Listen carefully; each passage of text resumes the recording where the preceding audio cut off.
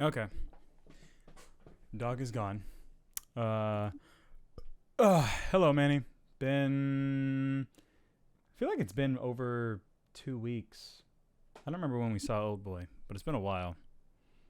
Yeah. It's been a long time. It's been a long time since all the movies we're going to talk about today: Barbie, Oldboy, and Vampire Hunter D. For me and for you, but especially for you. Um, and I feel like Barbie and Oldboy, especially, are very dense, and we watch them in theaters. And when we watch movies in theaters, we do not take notes like we usually do. So I don't feel like what I have to say is going to be on par with what can be said about both of those movies, but we're both tired, and it's been a long fucking August for me, and probably for you. So we'll just do our best. I don't know which one you want to talk about first. I assume you have the least to say about Barbie, so maybe we should talk about that. Sure. Yeah. I'm a Yeah. Barbie girl in a Barbie world. I mean, do you want to do our pregame like we usually do? Like what have you been watching type shit? We usually do that. No. Okay. I mean, I haven't watched anything. Okay. I've watched a lot Other of than stuff, but I can save it for the end. yeah. Yeah. So Barbie, Barbie.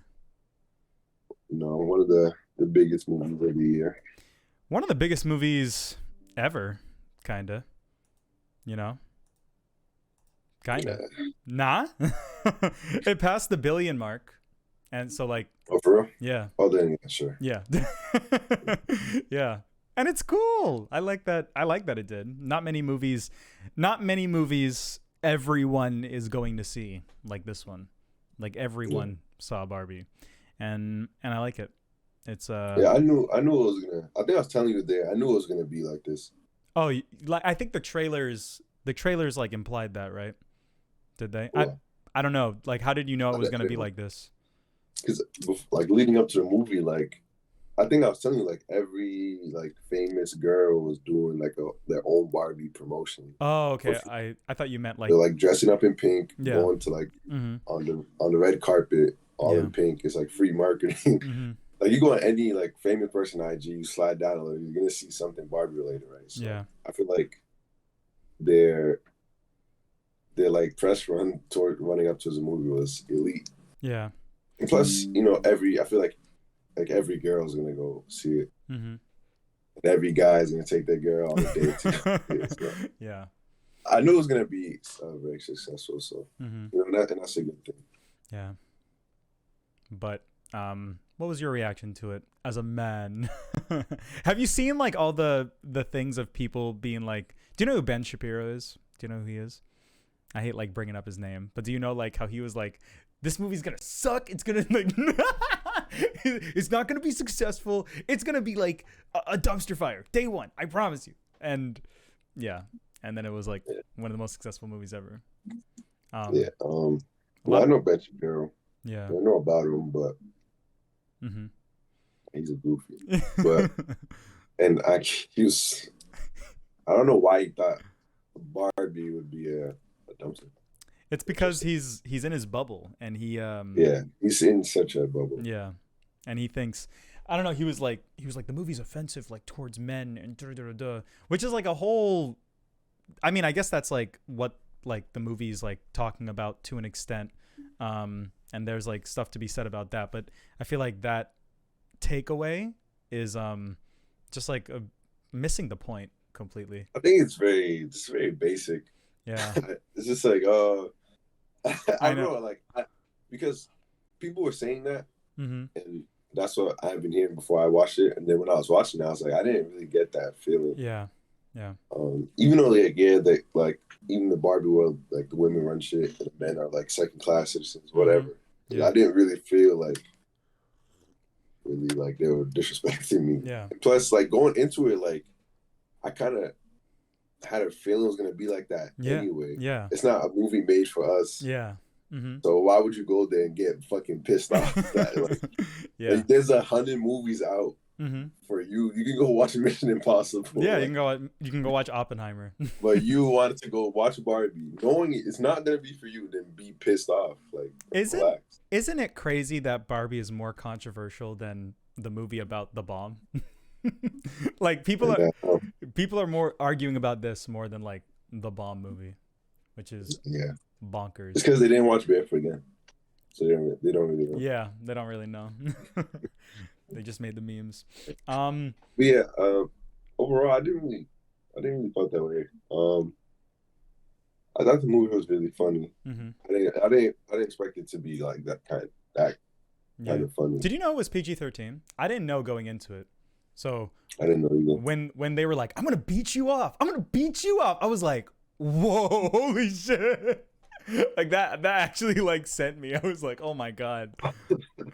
Like Yeah. I did not know that this movie was gonna be like a meta, like talk about itself kind of movie. So, and mind you, Yeah. I was high. I think did I say this? Like I might have said this. I was high the first time I watched it. So when Ken like runs like at the wave and he bounces wave. off, I lost my mind. I was like, "Oh my god!" Because Michael Cera screamed and so I was like, "Ah, Ken!" Which was hilarious. I also think the Michael Cera casting was very intentional. Like Scott Pilgrim, the guy that's just in the background. I was like, "Yep, that's me." Yeah. My guy. Mm-hmm. Yeah. Honestly, I do only kind of have one thing about the movie. It's the whole when Ken came back and just like made it like a men's world in one day.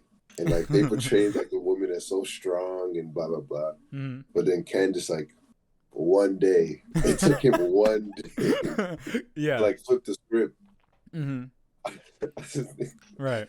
I just think it's so funny. Mm-hmm. Like all the years of like the woman being in charge, Ken went out for one day. And the patriarchy was so tough, it was so strong in the real world. Mm-hmm. They were just able to manipulate the woman, Yeah. the awesome woman, and everything. I think that's kind of like messed up. But it's like, Yeah. it's whatever though. But you know, in terms of like them making this movie about like how strong women are, blah blah blah, and then like they have a scene kind of like that. For me, it was kind of like, oh well, are they really that? I think I kind of just interpret it as like I didn't see that the way time exists in this world is like relative to like time in the real world. I don't know if the sun goes Right. up and down at the same time or something like that. And I also just kind of they're all stupid. Like everyone in there is like a dumbass. So when Ken comes with like a modicum of like consciousness, I'm like, okay, like I get it. I see how it is. Don't get me wrong. I thought that was like the best part. Mm-hmm. I was like, that's when I was the most interested. But then like when I remember on the ride home, I was like, damn. I don't know. Yeah, and maybe that's like part of what it's saying. Like it takes like one day for like, you know, one guy to like flip the tables or whatever. Yeah, maybe. That's They made the president just a maid. yeah. Mm-hmm. But yeah, when I saw it, I was like, oh, this is interesting. Because I thought it was really funny. Ken being like ultra Chad, Yeah. having his way. I thought that was great. I thought, to me, that's probably like the best part of it. Yeah. Ken was my favorite part of the movie.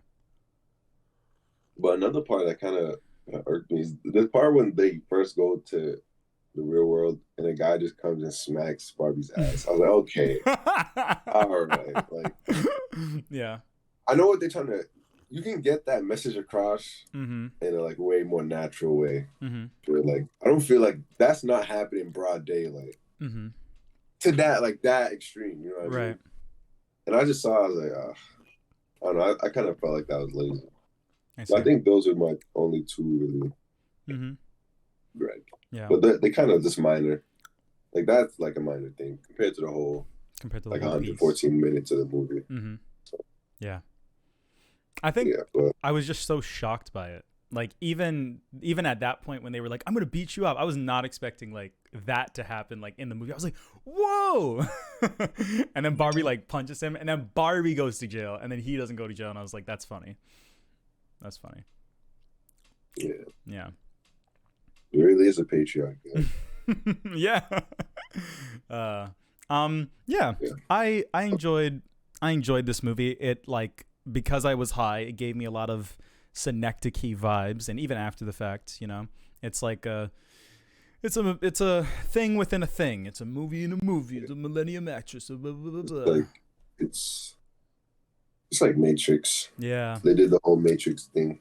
Mm-hmm. With, Yeah. the truth in the real world. Yeah. And like the Mattel guys are like the agents.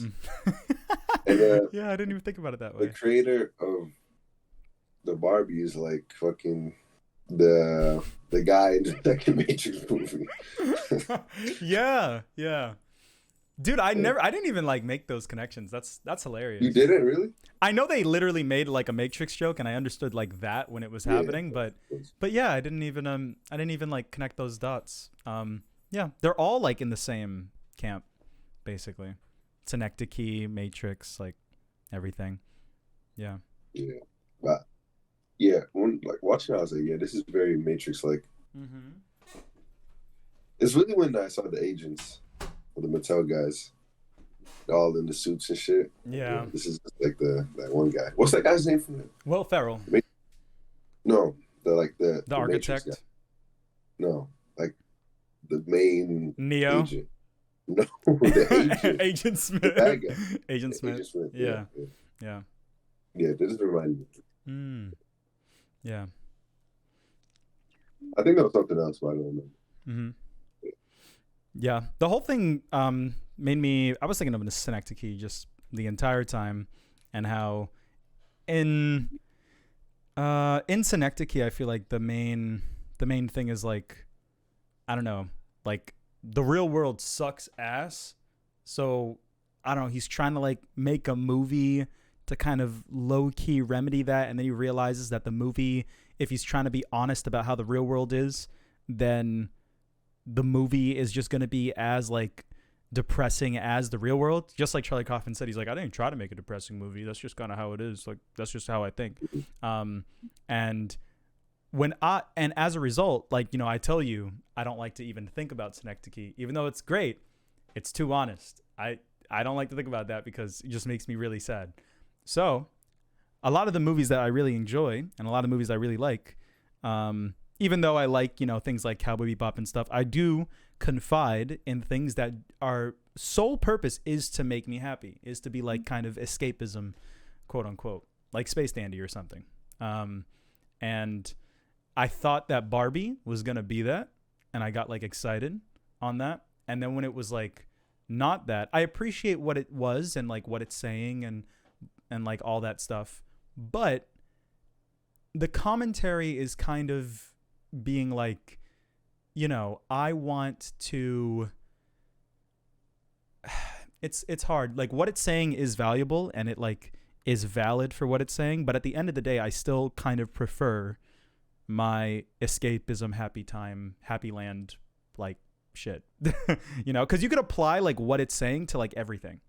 Like, oh, that's not realistic. Like when you watch like Jobless Reincarnation or something, right? But it's, you know, you're watching it because your life sucks and you want to watch an isekai, right? So it's interesting because like while this movie is really good and while I like the message, you could apply its message to everything that you watch.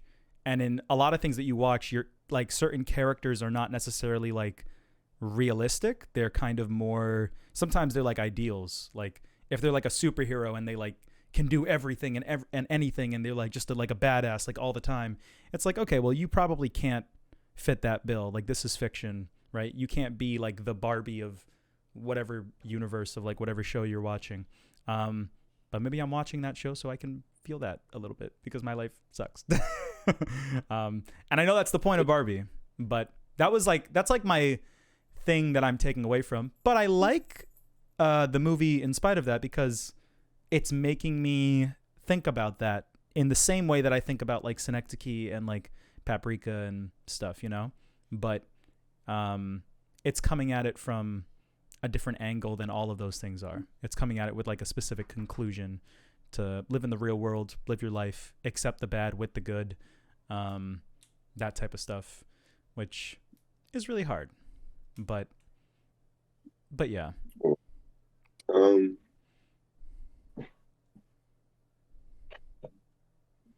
no, I don't know, because the way the movie ends with like um when the Barbies regain control and it like and you would think they'd be like, oh, let's come together and not let's not have the men be like second class now. And then they're like, let's do it. And then like the president's like, well, no. That's like when I was high, that made me very sad. I was like, what about me? But that's the thing. It's not, like you said, it's not for us. It's not about us, right?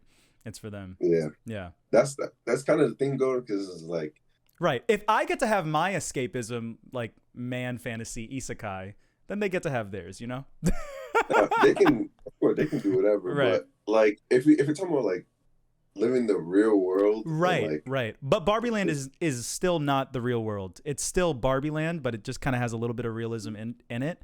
And at the end of the day, when you think about it in like the Charlie Kaufman, like I'm making this story, like meta like narrative, she's still like making like a Barbie movie for girls that like want to feel empowered and stuff, right? That's still kind of the ultimate purpose. So, she's like, I'll throw this bone, even though like the thing that I'm trying to say at the end of the day like isn't synonymous with this. This is like a cherry on top. It's like supposed to be a joke. It's like exaggerated in the same way that Ken coming back and changing everything in a day is exaggerated. So I was like, I'm gonna be honest, like that did kind of make me like, what the fuck, like, equality. Like I did feel that way, like when I like finished it the first time. And then I was like, well, okay, I have to this is like one thing that this movie is really kind of making me come to terms with, is that not everything is for me, and sometimes my ratings and sometimes my opinions are not defining the quality. Actually, not sometimes, almost all the time, not almost all the time, my ratings are just how I feel and how I react to something. Even if there is a degree of objectivity, subjective objectivity in there, it's all just a reflection of my opinions and my feelings as Ali the guy. And as Ali the guy, obviously, that's not for me. But is that a bad thing? No. But it's like not for me, kind of. You know what I'm trying to say? Yeah, but with the escapism thing, I know you compared it to other shows and movies, but do you feel, because this is more kind of like grounded, it might, instead of like it being a pure escapism, it might just be giving a kind of a messed up message? I feel like when it's doing, I feel like there's a line in the sand between Barbie world and real world.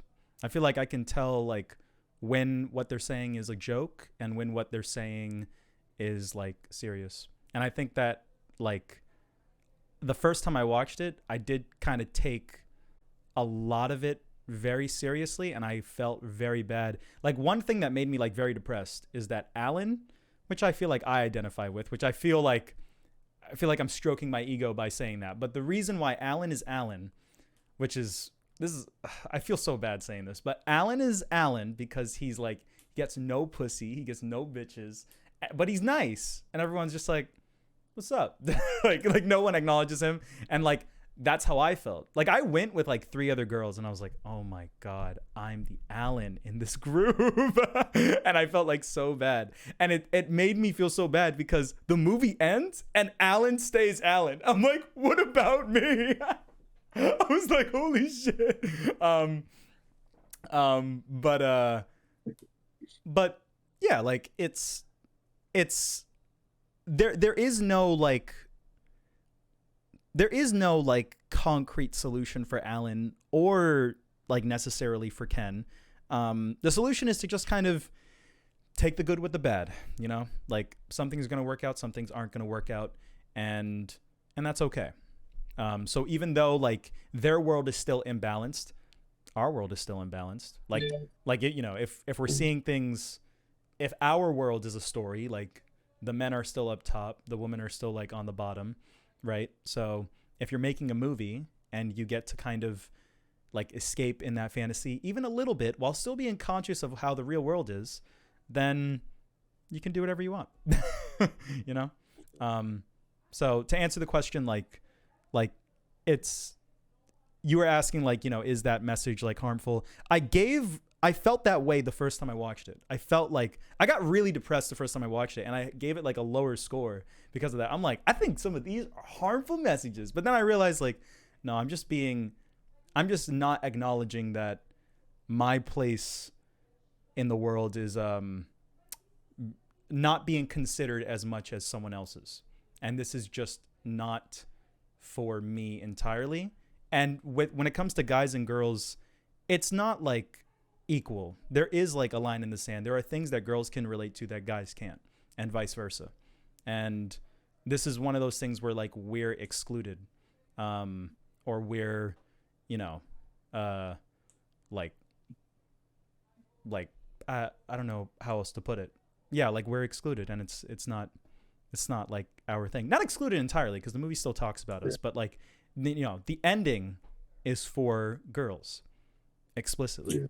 And I love women and I want them to be happy and stuff. So it does make me happy as well, but I'm also me, and I also think about myself, and I'm in my body, and I'm thinking about Allie all the time subconsciously. So I'm like, fuck, what about me? And it's not always about me. Yeah. So, and that's what that, like, that introspective like realization, like, you know, fucking 5-head like thought process that I went through to come to that conclusion resulted in watching this movie. So I did value it a lot, and I did like gain a lot from experiencing it. And at the end of the day, like, you know, after going through all that, that ending is like a joke. It's like, it's just a funny gag. And it might not be as funny to us because we might be sensitive to it, because now we're the brunt of that joke, and then maybe we're scared of that reality like happening. But I don't know. I also feel like we might not have a place to be scared of that reality, because you know, because we've been, not you and me specifically, but guys have been the thing kind of making a negative reality for like women and stuff the whole time, you know? And if I, you know, and that ties into my opinions of like other movies that are about like, you know, if we're going to tie it back to like Beastars or something, I don't know if these conversations are intersecting in the way that I like want them to, the way I'm articulating it. But if I want to like try to empathize with everybody, and I want to try to be as open-minded as possible and take everybody into consideration on some synecdoche shit, then I have to allow pieces of art like this to exist that are more biased. That's the thing with this movie. That's why it makes me uncomfortable, because it's not like synecdoche. Synecdoche, he's like, I want to empathize with everybody. I want to consider everyone. And this movie's like, I kind of want to like focus on these guys, you know? And it does it in a way where it explicitly kind of like, you know, even if it's framed as a joke, like it puts other people in a position that might make them feel bad, but that's kind of the reality of things, and that's something worth feeling bad about, I guess. Like, kind of, I don't know how else to put it. Yeah, this is a very interesting movie, because I've never felt this way. I've never been like, I really don't want to use this word. I don't think offended is the right word, but I can't think of a better term. I've never been like hurt, quote unquote, in this way. I'm not like now, but like when I watched it, like that was like my initial feeling. And I like that I felt that way, because it's not just about me. I'm not the main character. you know. Um, so this is a movie for them because they're the main character of their story, and I can appreciate that because I love women, not just as like, you know, objects and stuff, but like as people. And when I watch movies about them kind of being more empowered and happy, it does make me happy. And like, you know, as I circle around to that conclusion, I grow to appreciate this movie more and more because I feel like it's more truthful than anything. I think it is coming from like a very sincere place and a very honest place. Um, yeah, I don't know if I like explained that the best way I could, but that's why I wanted you to watch it because like that arc that I went through, like figuring that out was pretty revealing, or it was quite a revelation for me. And that's why I liked it. And even if you didn't feel that way, that's what I wanted. That was like the main thing I wanted to say about it. And that's why I think the casting of Michael Cera, like Scott Pilgrim, like as like the dude, I was like, that has to be intentional because I identify with Scott Pilgrim. Like Scott Pilgrim is like my movie, right? And that's like, I feel like that like appeals to guys a lot, and I feel like a lot of the things that happen in that movie are very relatable, especially for someone like in my age, like right now, in like my 20s. And that movie's about like, you know, a guy like talking to like two girls and like kind of not being honest with either of them, and then like by the end of it everything goes his way, blah blah blah blah. But you know, like it's not from like the girl's perspective. You don't necessarily like know how they would feel in scenarios like that, or how like annoying that must be to always be kind of second fiddle in a story like that. But if they were the main character, like what would they do? If they got to have their escapism Scott Pilgrim story themselves and they were in that situation, how would that story end? They would probably kill Scott Pilgrim. and I wanna see things like that. And I feel like Barbie is like that, where it's honest about how it feels, and it's open minded at the same time, but it's sincerely feminist. I don't know if that's like the right way of putting it, but it's sincerely like, you know, for the girls. And some things kind of, and when things like don't like challenge me in this way, that's kind of what I want from movies and art. I want things to challenge me. I want things to like, you know, ask questions that I go like, I don't know. And when things challenge me in this way and like, you know, really test my values and my perspectives, it makes me value them more if I come around to it and like understand what it's putting down. You know, because some things might have a female character, but they just like, it's just like a generic thing, and I just kind of like, you know, don't really digest it too much because it's just like whatever to me, because it's like, oh well, we've seen that before, like, you know, that's nothing. But like this is new and this is different, and I don't know, I feel like it's pushing the envelope a little bit. Yeah. You know, Mattel said it's not a feminist movie. They're wrong. How can they say?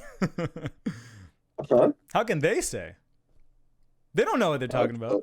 They didn't know what they were talking about when they made Barbie. And they don't know what they're talking about now. Greta Gerwig is like, you know, the person who's like doing all this and stuff. Do you know about like her? That's why this movie's like fire, because she like has done other things that are also really good. There's a movie called Lady Bird. Everyone likes it. I haven't seen it, but that's like one that people really like. I saw Little Women. Once again, a movie for the girls, so like I didn't really connect with it that much. But yeah, this one's great. And then Noah Baumbach, he does like, his movies are fucking awesome. Marriage Story. Have you heard of Marriage Story with like Scarlett Johansson and like Adam Driver? Yeah. That movie fucking rocks. That shit's good. And then he made a movie called Frances Ha, where Greta Gerwig plays the main character, I think. Like she's like the main actress in it. And I haven't seen that. So yeah, they're a pairing that you should keep your eye on. And that's kind of like why I wouldn't have watched this movie if it weren't for them. That's like why I watched it. But yeah, like, you know, when it comes to Mattel, like Their whole, they are a corporation. They should not be listened to. You know, they don't know what they're talking about. They say whatever they feel like they need to say. Yeah, but wouldn't that help their cause? What? Saying it's a feminist movie? Mm. I think they say whatever not what's like the right thing to say, but like what will make the most people happy. I You think that will make most people happy? Yeah. Yes, it'll make the guys happy. But I don't think they were worried about the guys on this one. They have like a I am Knuff t-shirt and they want people to buy it. I bought it. I bought it. I spent $60 on it. Yeah, but like to you, like that wouldn't, them saying that wouldn't matter to you. Cause I'm smart, but it might matter to some stupider people. You know? Maybe. Yeah. I don't know. I was trying to think of an example like I don't know. Think about like Disney and the James Gunn thing. Like they were wrong about like firing him, but they did it because like we think everyone will like that decision. People are getting really mad at him for these things that aren't worth getting mad at, but like let's fire him now. You know, just until the dust settles or whatever, you know? It's not about the choices that are made, it's about the bank that can be made.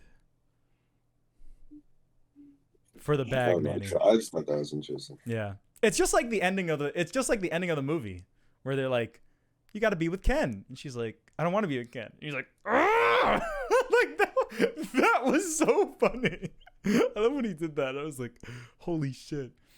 And that's another thing about this movie. I think it's rewatchable. I've watched it like 3 times because it like makes me think a lot. And the jokes, I love like a lot of the jokes. I love the whole Ken like song sequence when they're like having a war. It's like, holy shit. I love that whole part. I like the music in it a lot too. And one of my favorite things in movies is when they have a soundtrack and you use the songs that you paid like popular artists that people know, you actually use them in the movie. So many movies have like companion albums and the albums are not in the movies. I think I mentioned this before. Black Panther. The songs aren't in the movie. Kendrick made a whole album and the songs aren't in the movie. Spider-Man, they're in the movie. Barbie, they're in the movie.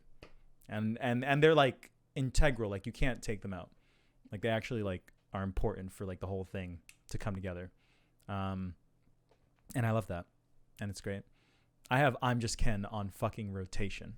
That shit's so good.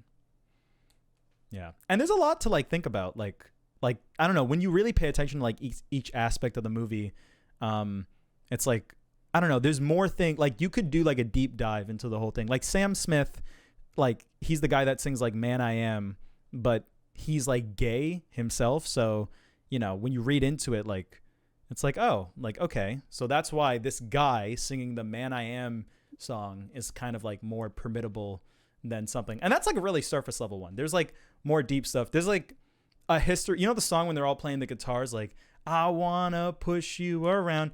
I was listening to the YMS like podcast and he was like explaining the history of that song and how like contextually like it makes like way more sense like why they're singing that song. I can't explain the details, but when I heard him explain it, I'm like, wow, that's like really smart and stuff. I'll like send it to you if I like find it or if I like learn more about it. But it's very thoughtful on like all angles. And when you're this meta, you kind of have to be. Like this is a movie that could slip up very easily. Like one banana peel, like in this giant like canvas could destroy the whole thing, shatter the glass. But I don't think it does. I think it all kind of works. So yeah, I don't know how much else I have to say. It's a really dense movie. I don't feel like even if we saw it like yesterday and we took like infinite amount of notes, we'd be able to like dissect the whole thing or anything. It's one of those things that I feel like requires multiple viewings, and I feel like I've seen it enough times to where I can say all this, but yeah, I don't know. Do you have anything else to add? Nah. All right. Well, I'm going to give it a 7. I had it at a 6, and then I was like, you know what? It's a 7. I've seen it like 3 times. I've thought about it a lot, and I still think it's funny. So yeah, I've more like seen it 2 times. The first time I was high, the second time I fell asleep, the first time I woke up. So yeah. Yeah. So yeah, 7 out of 10. Do you have a rating for it? Give it a 5. Okie dokie. Would you watch it again? No. No. All right. Great. Okay. Do you want to talk about Vampire Hunter D next? Yeah, let's do that. Okie dokie. Vampire Hunter D Bloodlust. So I just got done packaging my Blu-ray because I had it on Blu-ray. I had it for years. I bought it like a long time ago, and I was like, I'm just gonna find the nice time to watch this. Popped it in, immediately go to the settings because I always it always defaults to English. I go to the settings, it's only in English. I'm like, whoa, what's going on here? And I looked it up, and apparently the English version got done first. It was kind of like a weird Space Dandy situation where the English version got done first, and the version everyone saw, like when it came out, was the English version, whether you were in America or in Japan. And on the Blu-ray, they had like a lot of Blu-rays have like special features where they show you like the original Japanese trailers when it was like airing like way back in the day. And the Japanese trailers have the English audio. And I'm like, so they watched it in theaters in English. And I'm like, what? And I'm like, did they animate it to the English? But there's obviously a Japanese version. And the Japanese version, it's clear. Okay, no, this was made with the Japanese voice actors and their like dialogue in mind. Like the lip sync is like really accurate, like with how they're talking and stuff. So I got like really far into the English, and the English for me is like unbearable. I think that D, the bad guy vampire, I don't remember the woman vampire at the end. I forget her name. But the one from Castlevania. Yeah, it starts with a C. Yeah, it starts with a C. And the love interest and like those 4 are like the only tolerable ones, and they don't even talk like that much. And Layla, like the vampire hunter girl, those are like the main characters are kind of tolerable, but all those like side Camilla. I think so. Yeah, I think so as well. Yeah, they were fine. All of them were like fine in the English, but the rest of the characters were like fucking awful. They were like so like westernized, and the dialogue was like so bad. And I was like, I can't believe people like had to watch this. And when you watch the Japanese trailer, they only show the main characters like dialogue, and they show the best parts where like it sounds the best. And I'm like, yep, that's why they showed it. And the dude on his hand, he is fucking annoying in the dub. He's very annoying. But there's one part, What's that? Whatever the thing on his hand is, the thing he has on his hand that talks to him. He has like a face on his hand, yeah. And there's like when he's riding to like the place, and the hand's like, "Oh, I know why you're going. You want to save the..."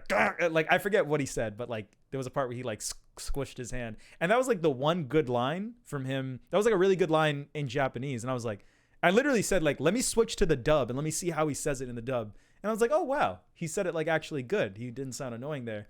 And that's the one part they put in the trailer for the Japanese trailer. I was like, wow, okay. So I was like, yeah. So I hate the dub, and I hate the fact that the dub is the only thing on the Blu-ray. But I guess for licensing reasons, the Japanese version is not on like any piece of physical media. Even Japanese Blu-rays and Japanese DVDs, they have the English version with Japanese subs. And I was like, what the fuck? And I watched it on 9 Anime subbed. I switched to that even though I had the Blu-ray, but the subs were the English captions. It was the captions for the English dub on top of the Japanese like sub. And I was like, what the fuck? And then I found it on YouTube, and on YouTube they have proper subtitles like that are translating what they're saying in Japanese.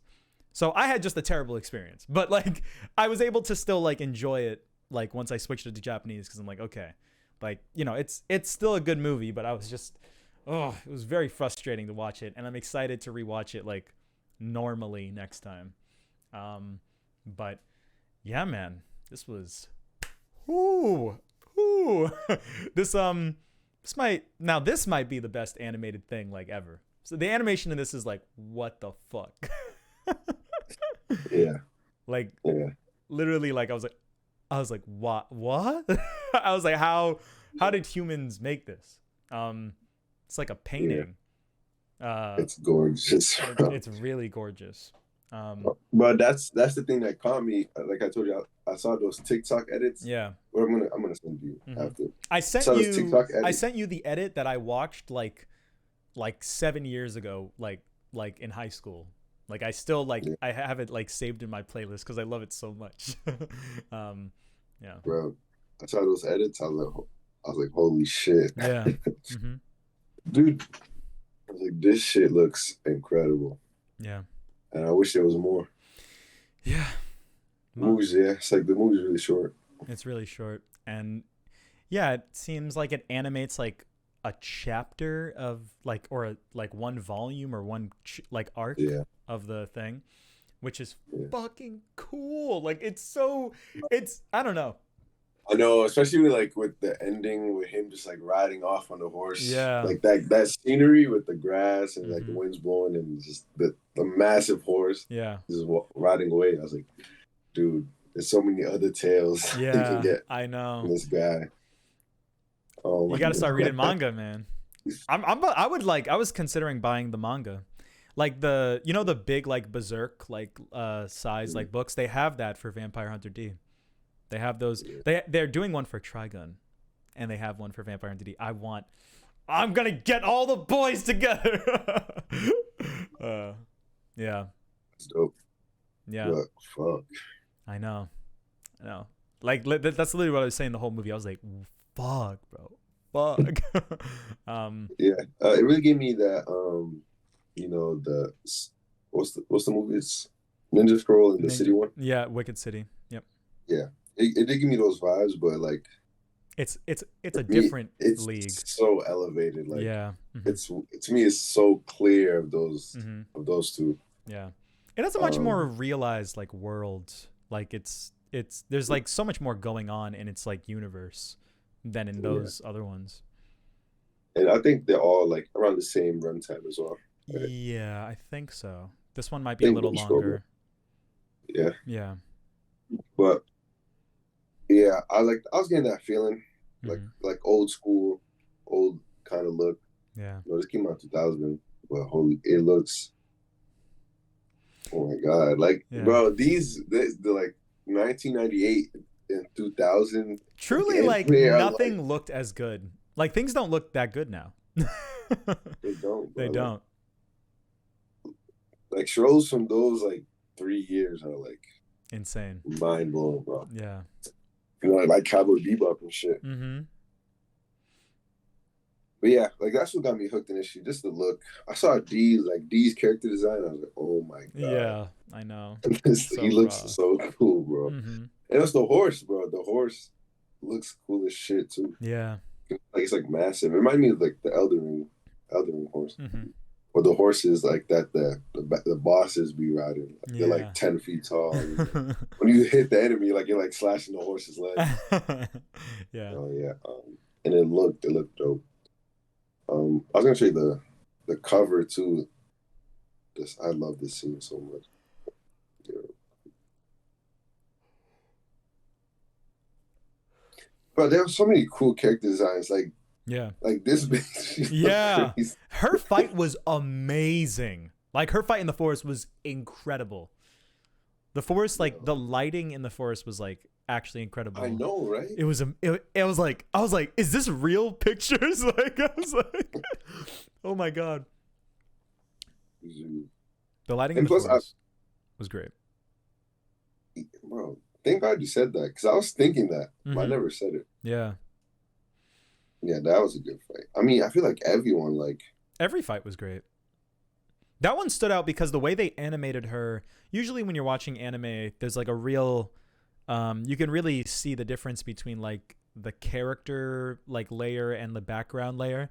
but they like mixed them in so properly where like when she blended into a tree, it looked like she was in the tree. So when she's flying around, you're like, oh shit, I really can't see her. Like it was so cool. It was really great. Yeah. I was like this part. Yeah. When he like, I was like, oh, okay. When I saw that, I was like, okay, yeah, this movie's gonna be sick. mm-hmm. I thought that scene was so dope. Like he looks back at them, just like that, and then the bitch is like the short haired girl, like, mm-hmm. and then like chases him. Yeah. But moving aside from just how it looked, I think I was really into the plot because the whole time it's like the antagonist, the bad vampire guy, is like, yo, is he really the bad guy, or is he really just in love with the shorty? Mm-hmm. Yeah. I was really into that shit. Yeah, me too. I was really into it. Because kind of because I didn't really see where it was going. Yeah, me neither. I couldn't tell. Like, this guy was just a bad guy. Yeah. But the way it ended, I was like, I thought it was so dope. Mm-hmm. Me too. Because it would have been a lot more basic if they just had their final battle and that guy was the bad guy. Mm-hmm. Mm-hmm. He was serious. Yeah. The whole ending sequence, the place they were at, the final fight, like, oh my god, that themes, castle. The castle was crazy. That was crazier than like the castle in Castlevania. yeah. It was so beautiful. Bro. I don't know who worked on this shit, bro. They're nasty. They are nasty. You got to look that up. Like, background artist, like, you know, that's something to like pay attention to. Because that shit was insane. Yeah, there's always something, bro. The castle's insane. And it's so interesting that it's like explicitly the future, but it still has that like Victorian Europe like vibe.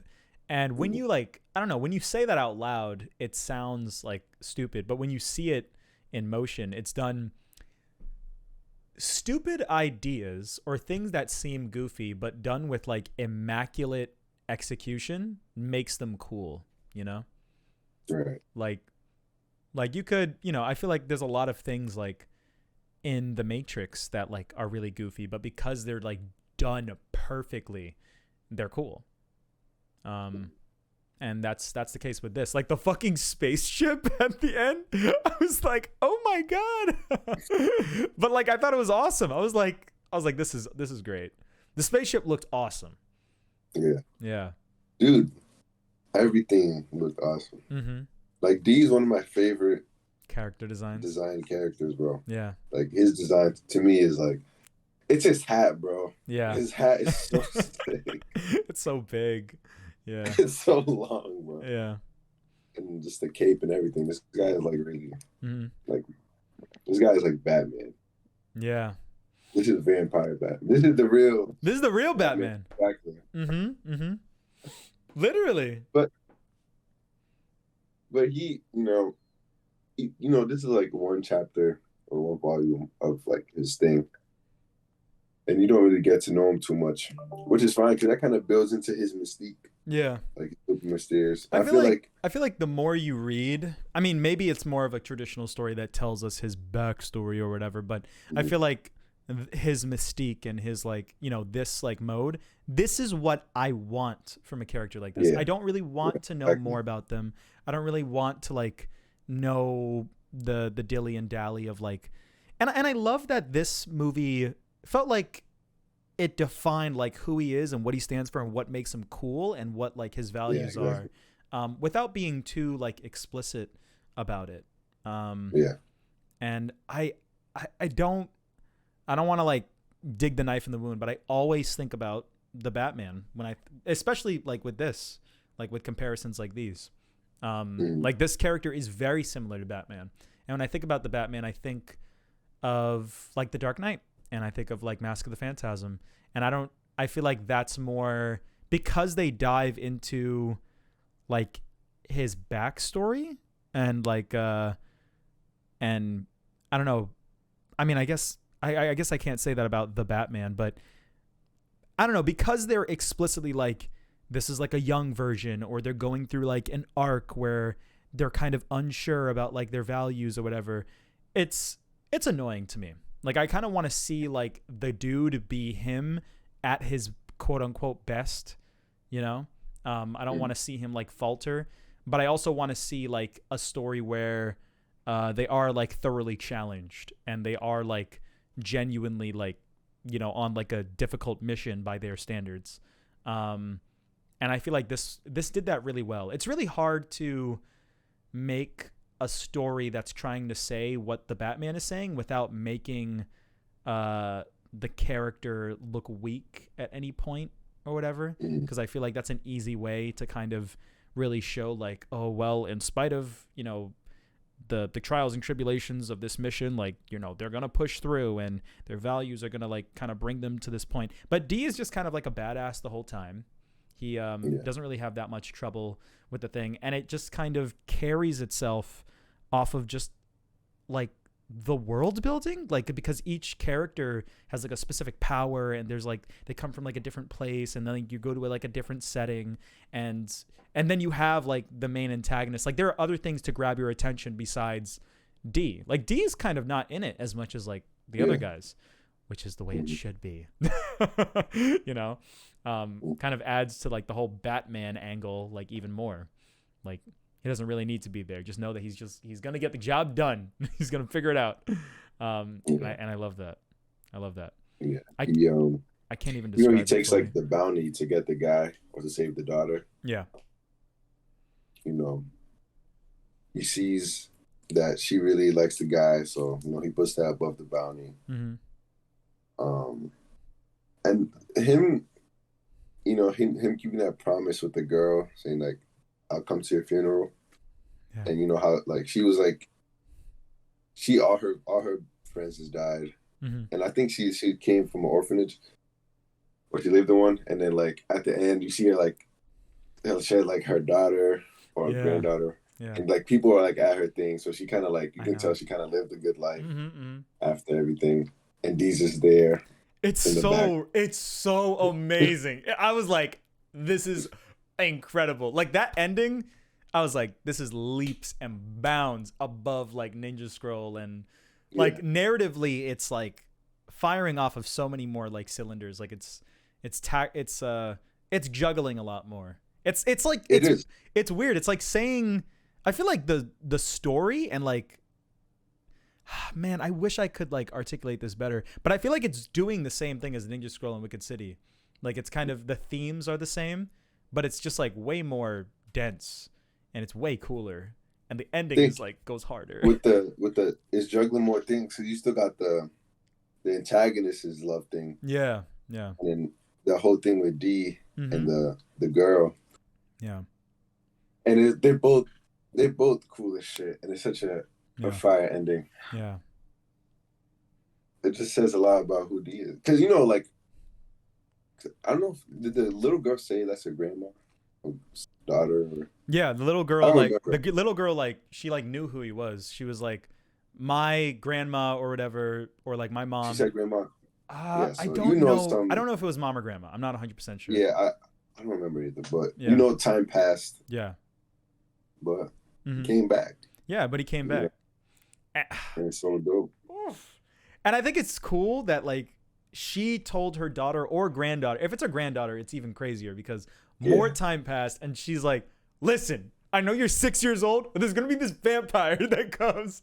Like you got to make sure, don't pay attention to my grave. Make sure you look around. He's going to be hiding behind a tree. I know how he works, which is so fire. It's so fire. And like you'd think in that moment like D would cry or something, but nah, he's Batman. He don't. He does, exactly. Nah, he just watching from afar, you know. Yeah. Which is so fun. And then he just rides off. He's fucking immortal. Yeah. And you just think like, yo, and then like you just like he rides off. You're like, yo, this guy has so many stories. Like that was probably just. I know. Nothing, you know what I mean? I think what makes Wicked City and Ninja Scroll feel kind of smaller scale and less impactful is that like they're capable of more stories, but the way the story is framed, it's like this is the only one. Like this is the only story that Ninja Scroll has to offer. This is the only story that Wicked City has to offer, and this character, this main guy, has to offer. But this one implies that, like, yeah, there's way more that this guy's doing. Yeah. He's like an eternal being and stuff. And I think the themes of Ninja Scroll, Wicked City, and this are basically just like honor and like in a dark world where like there's a lot of fucked up things, and just like kind of, you know, having your place as like a, you know, like a man in this, you know, godforsaken land, and like loving the women that are kind of like a part of this, like, you know, fucked up landscape and environment, and like saving them or giving them the retribution they deserve or whatever. And I feel like it's way more impactful in this than like the other ones. Like I was impacted by it in Wicked City and Ninja Scroll, definitely, but in this one I was just like, holy shit. Like it. Yeah. I just read the ending. It is the granddaughter. Yeah. So whew. Let's go. Whew, let's go, my boy. Yeah. And I was questioning even what he said. Like even at the end, even after everything they've been through, I was like, he might not go. Like he might not go. Like I literally was thinking that. So it's really cool that they ended it that way. It like actually worked. And even what he said to the granddaughter, he was like, he said, I'm here to repay a favor from an old friend that feared here, like no one would mourn her death. Yeah. And he was like, I'm glad she was wrong, because like I said earlier, like there's a bunch of people there. Yeah. So yeah, this is really it's a heartwarming ending. It's a heartwarming ending. It's a heartwarming movie because he's like, you know, the whole point of Batman is that in spite of how cold and like how dark he is, he does what he does for the sake of humanity, for the sake of like other people's happiness, and D like does what he does for the sake of, you know, other people's happiness. He kills the vampires, he kills the bad guys that are, you know, more like pure evil or whatever, and let that like the most like kind of boom in your face, like it's saying that like really explicitly was like when Cereza was like fucking with him and his like vampire teeth was coming out, and it's like, I forget what she was saying, but she was like, you're a vampire, like submit, and he's like, God. And then he's just like, and then he's like, when his mom's like resurrection, like in the blood, oh my God, Manny. Oh my God. I will never experience something that good again. That's like Akira. Nah, it looks better than Akira. I mean, yeah, like I don't know, like it has like shading and depth that like nothing else like has. Like the lighting of it like makes it feel so 3D or whatever. Yeah. Yeah. God damn. That's not a hot take at all. Yeah. It's really, really great. Yeah, there's so much that can be said about it. Like it's really smart. It's a really smart story, and it's executed like immaculately. Yeah. I don't even know what else there is to say. There's too much to say. Like you could say so much about that like ending, like how it ties into like, I don't remember like all the details. They did talk about like his mom and like who she was and how like she portrayed his like dad or whatever. Oh, it's so Batman. It's like, do you want your parents to come back or do you want to like, oh my God. That's so cool. That's so cool. Yeah. I didn't even think about it that way, but yeah. Yeah. Do you have like a favorite part or like anything? I know it's like highlight back to back, but dude, I'm not gonna lie. Like the cover I showed you, that part, but also like when I first saw the castle, and when the castle was like breaking, like falling apart. Yeah. Like, oh my God. Mm-hmm. And then just like that final shot, just that scene of him riding away on a horse. Yeah. It's great. It's so good. Like, It looked so fire. mhm. It looks so good, bro. Yeah. Nearly Yeah. every part in the movie is like amazing. Like I really like when I like when the vampire guy like gets out on the bridge and like starts like flame like burning up. I'm like, oh my Oh, god, yo, that looks that looked good. amazing. I was like, Yeah, this is like Castlevania like times like 3. Like this is like fucking crazy. yeah, because he was trying to save the girl, his Yeah. girlfriend. And that wolf guy that was like a minion Mhm. of the vampire guy, his transformation was like whenever he transformed, he looked awesome. Or just like the transformation itself was like, whoa. Like the animation like went so crazy. I really liked it. Trying to think what else. Yeah, and I love that he like explicitly did not fuck the girl. Like there was the scene where it's like, oh, this is the ninja scroll scene. They're gonna fuck. They're like when they're in the trees, and she like covered him with like mud to like make sure. Oh He's, yeah, yeah. I'm like, this is the part, but like he didn't do it yeah. because he's Batman. And that you know what? I'm gonna say it. That's why the Batman felt weird, because it's like, why are you kissing Catwoman? You are not in a place to be like, you don't have time for pussy. You gotta save the world. Stop even entertaining this idea. And that's why it felt like funky, like off rip. Yeah, it was kind of Yeah. like pushed. And I don't know, it's so cool that he doesn't do anything. It's so cool that they No, he doesn't. He's not worried about that. he's not worried about it. It's not important.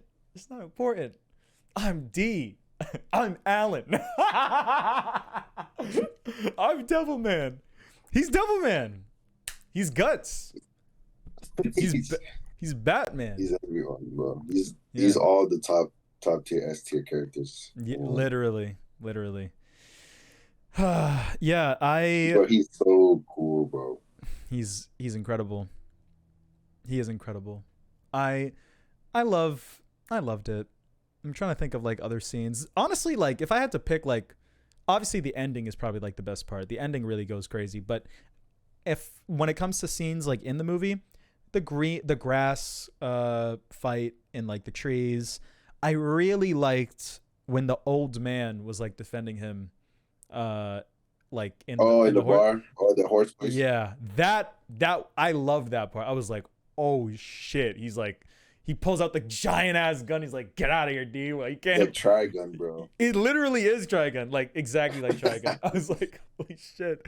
It was like a Trigun, like giant ass gun too. I was like, Jesus. And he's just chilling, just standing there. His ass talking all that shit for him. Oh man, yeah. And it just added to some D lore. It added to the lore, and it like I don't know. It killed two birds with one stone because like I don't know, in like a Cowboy Bebop kind of like sense, like I don't know. It would if he died like a bitch, like trying to not get shot. Like he stood there because it's like, if I die here, it's like whatever. Like, you know, I'm not gonna move. Like, you know, like I'm not about to. I don't care about my life more than I care about like my mission. So I'm sitting here and I'm saying like I'm gonna go on my mission, like even if you kill me right now, which is so fire.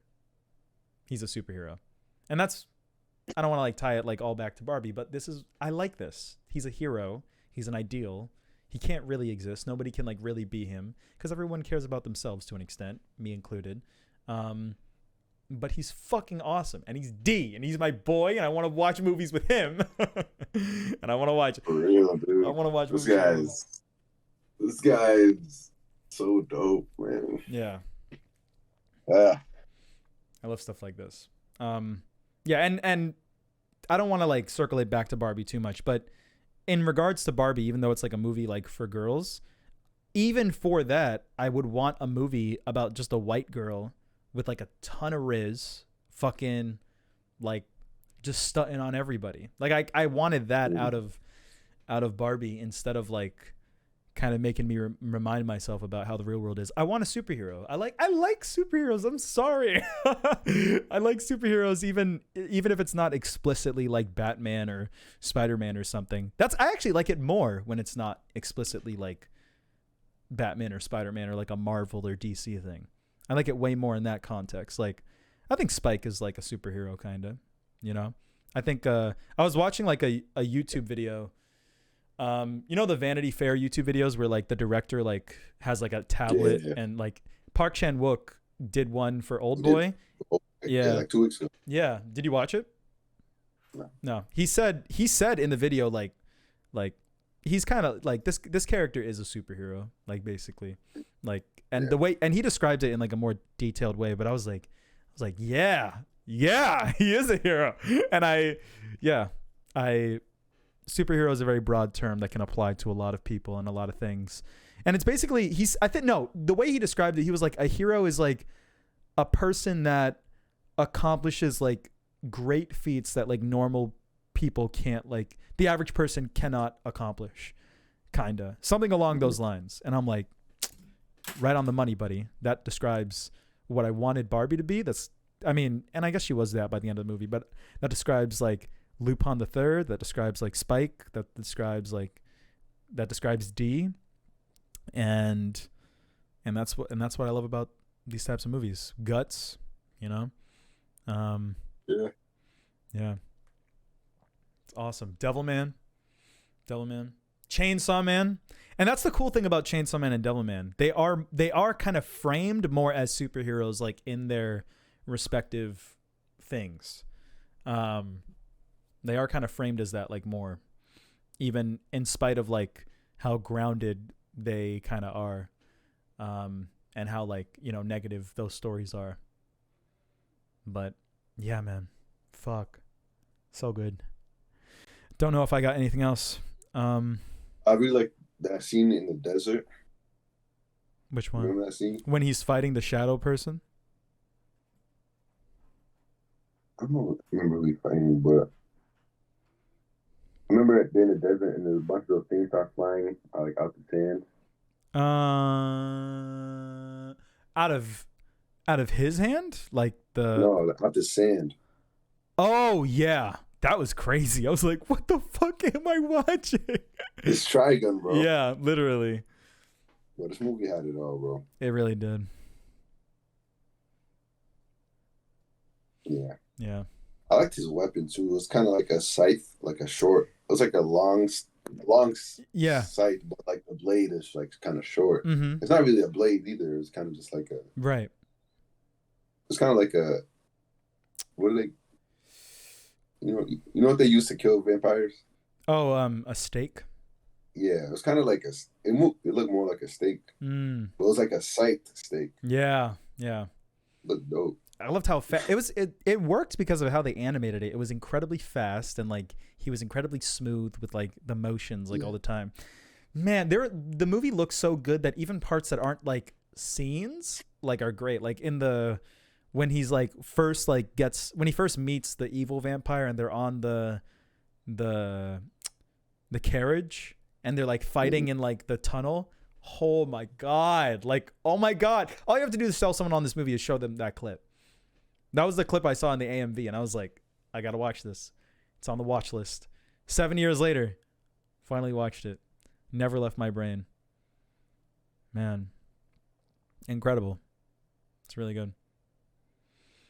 I like that scene when in the castle, when it was like the bad guy and the human girl, and like they like Camilla brought them to this room and it's like all red. You know what I'm talking about?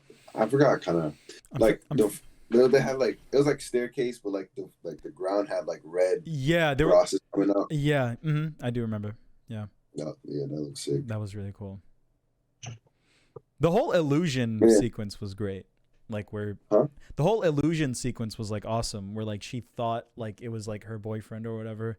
Yeah, I don't remember like the details of it, but it was crazy. It was really cool. Yeah, dude. It's fantastic. It's like it's one of those movies. It's one of those like put your head in your hands like movies. Like what the fuck? What the fuck? It was fucking so short too. It's like an hour 30. Yeah, yeah. And with that said, I don't know. Do you have anything else? With that said, it's great, but like you gave it like a high 7 last time, and that was kind of my takeaway as well. I was like, there's some like it was amazing, but there's something holding it back, and for me, it's that it did feel like brief. It felt like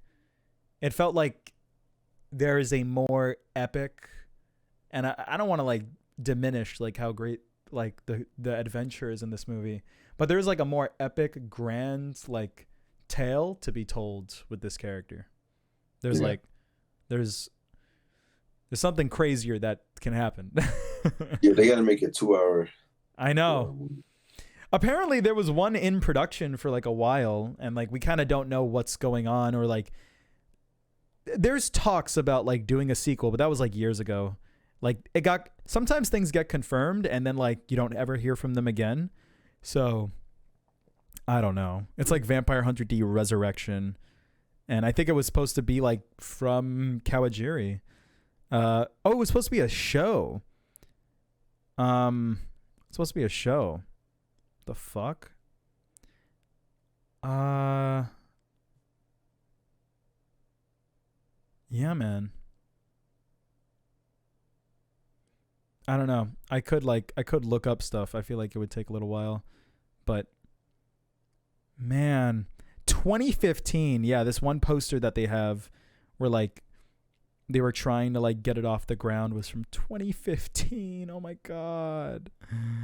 There's no IMDb trivia. I don't know anything about this. It's making me so sad. Fuck. I like want to look this up like now. See if I can find anything on it. Reddit, the best source for everything. Hmm.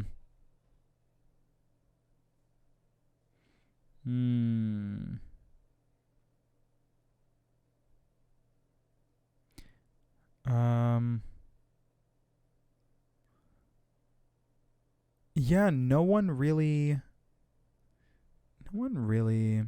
I don't think anyone really knows.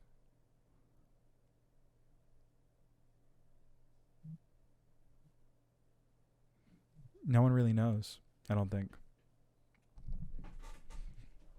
I think everybody's like, I'm looking at some scenes when he's burning up with the girl. Yeah. It looks better than ever.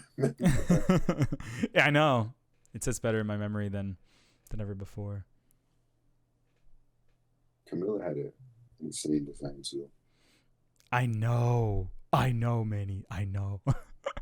She was so tall, bro. When she was like standing upside down, like on like the roof, I was like, "Yo, this shit's so cool." I like this one too. And he was just in the castle. Yeah. He just appeared, bro. Yeah. This guy is such like Batman. Cause, like, he can have his cape wrapped around or not. Yeah. Like, so. This scene where his fucking head split. Yeah. I was like, they better not be dead. I was like, there better be like a like, yo, please don't die. Yeah. Oh, this is the thing too I was talking about. Oh my god. Oh my god. Yeah, you gotta send me the TikTok. You never did. Yeah, I guess. Yeah. Bro.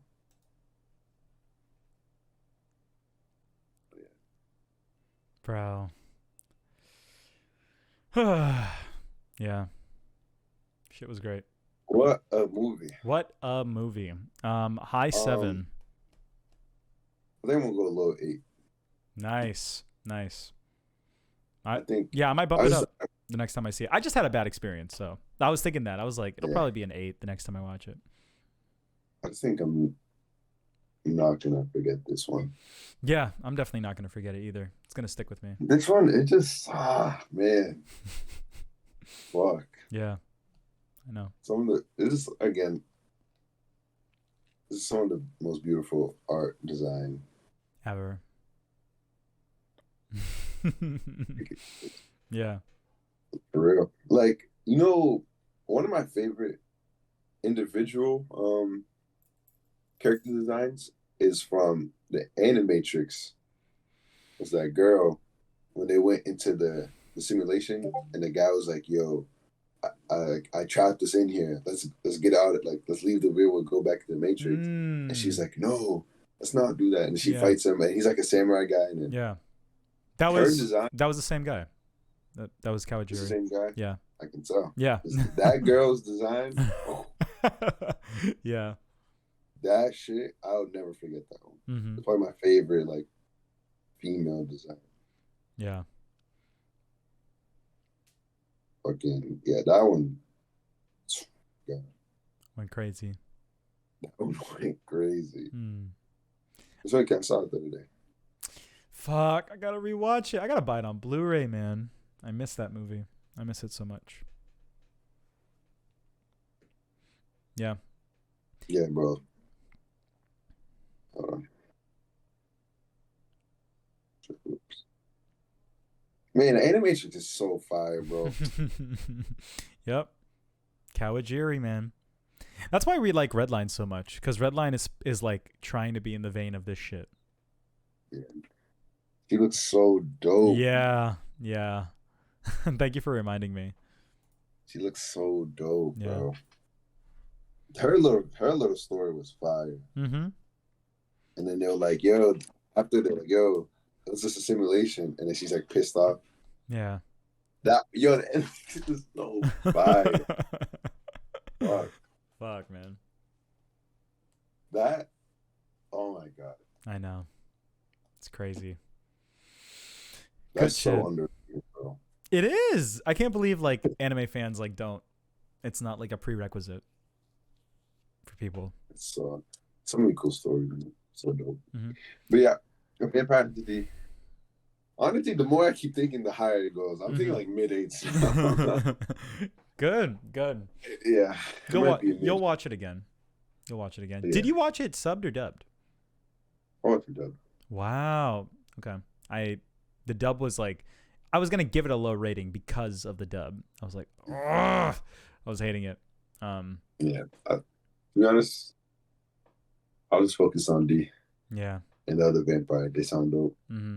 They were in it so little though. I know. It was like they were like a fraction of the movie. But yeah. It's funny because C and D was like, Yeah. like that. When I showed you that picture of him, like behind the pillar, Mm-hmm. I was like, He's back. He's back in the movie. Yeah. I love the part when he like when the demon or whatever, like the bad guy, like had his little string thing and he trapped him in like a string dimension, and like D was like stuck in like a cobweb, and the guy's like, what are you gonna do, can you hear me? That part was fucking sick, like the way that was animated. That was cool. yeah. But yeah, let's Oldboy time. Oldboy. We watched Oldboy in 4K at the Coolidge. And I didn't know anything about it. I have avoided the details of this movie for so long because I knew that this theatrical release. And do you remember when you recommended it like a long time ago? And then I was like, no, Yeah. we got to watch it in theaters. I remember. Yeah. And we finally did. And man, instant classic if I've ever seen one, for me personally. It was way more fun than I was expecting it to be. Like it was a very like I feel like a casual, like this was a movie that even if you're not like giving it a lot of attention, or you're not like at 100% like brain capacity to like analyze it, you're gonna have fun. It's like it's constantly shit happening.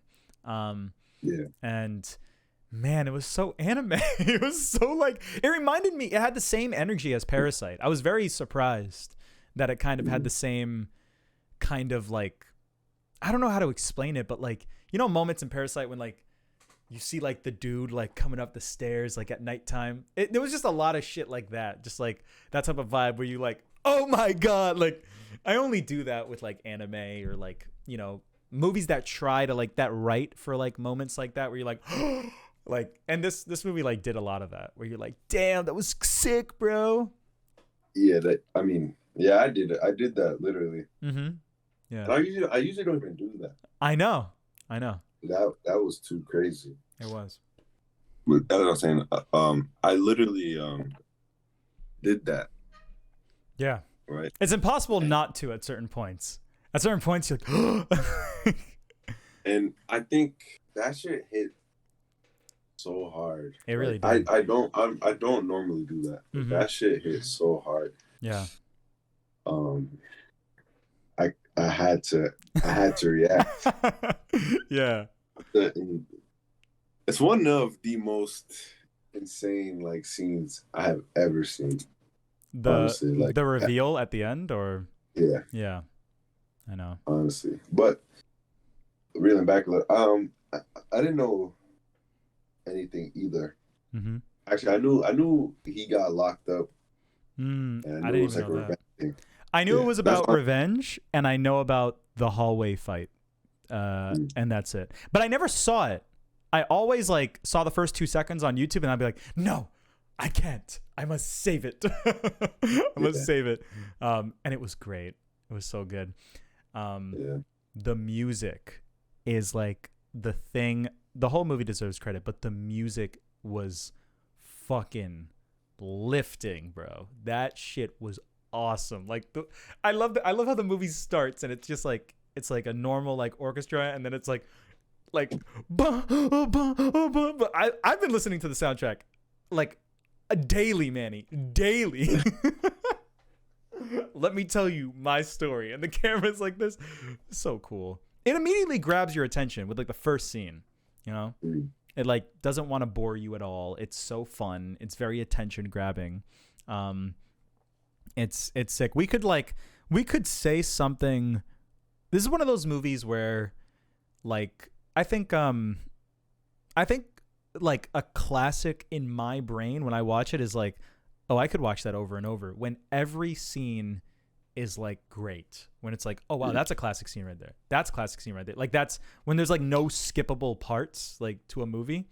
Like obviously you can't like skip a lot of things in the movie for like context, but when like every scene is like dub dub dub dub dub. I feel that way with Kill Bill.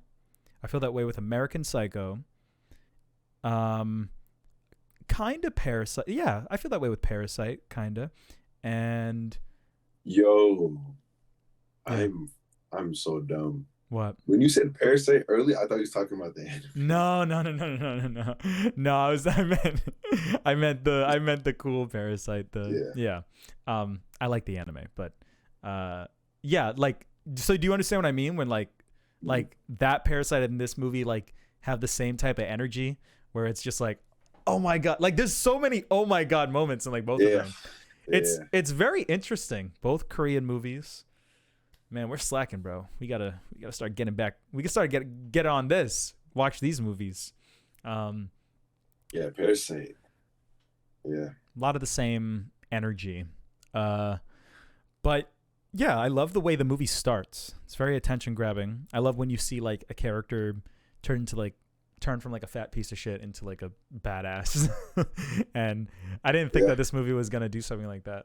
I love, and it goes through like all those like important things very quickly, very like in a smart way. You know, the beginning scene is really short. Like the intro is like, I think it's like maybe like 5 minutes max. Like, and it shows it's him being drunk, and he like drunk with the cops. He goes to the cop station. Mm-hmm. And he's talking about his daughter. So you know that it's his daughter's birthday, and you know that he's drunk on his daughter's birthday. So, but he still got a present for her. I think it was like the wings or whatever. So he cares about his daughter, but he's just kind of a fuck up. It's like communicating so many things in such a short amount of time, so you can just get to the thing like hella quickly. And it does that throughout the whole thing. Like the whole movie is like that, where it's just like, wow, you're killing like 4 birds with one stone, and you're like saving me a lot of time. And a lot of movies don't do that. A lot of movies like, is this movie even 2 hours? I don't even think it's 2 hours. Like, it's just like, it flies by. It flies by. Yeah. Then like when he vanishes when he's like with his buddy, Yeah. and then he does the 15 years. Um, and of course, as a viewer, you're like, yo, why is this guy here, right? Mm-hmm. And like you're thinking, like, yo, did he like piss off one of those guys in the background when he was drunk or something? That's what I was thinking. I was like, yo, did he just piss someone like a mob boss like that was at their car, or like he just do some stupid shit while he's drunk? Yeah. And then when he gets out and talks to the bad guy, and the bad guy's like, yo, instead of thinking why did I trap you 15 years, why don't you ask why did I release you? Right there, Ali, I was like, oh, this movie I have to take this serious. Yeah. I was like, okay, yeah, I have to like take this serious. Like already was, but that like was like, oh shit. Yeah. But the even coming back the 15 years thing, that's insane. That's insane. Without knowing why. Right.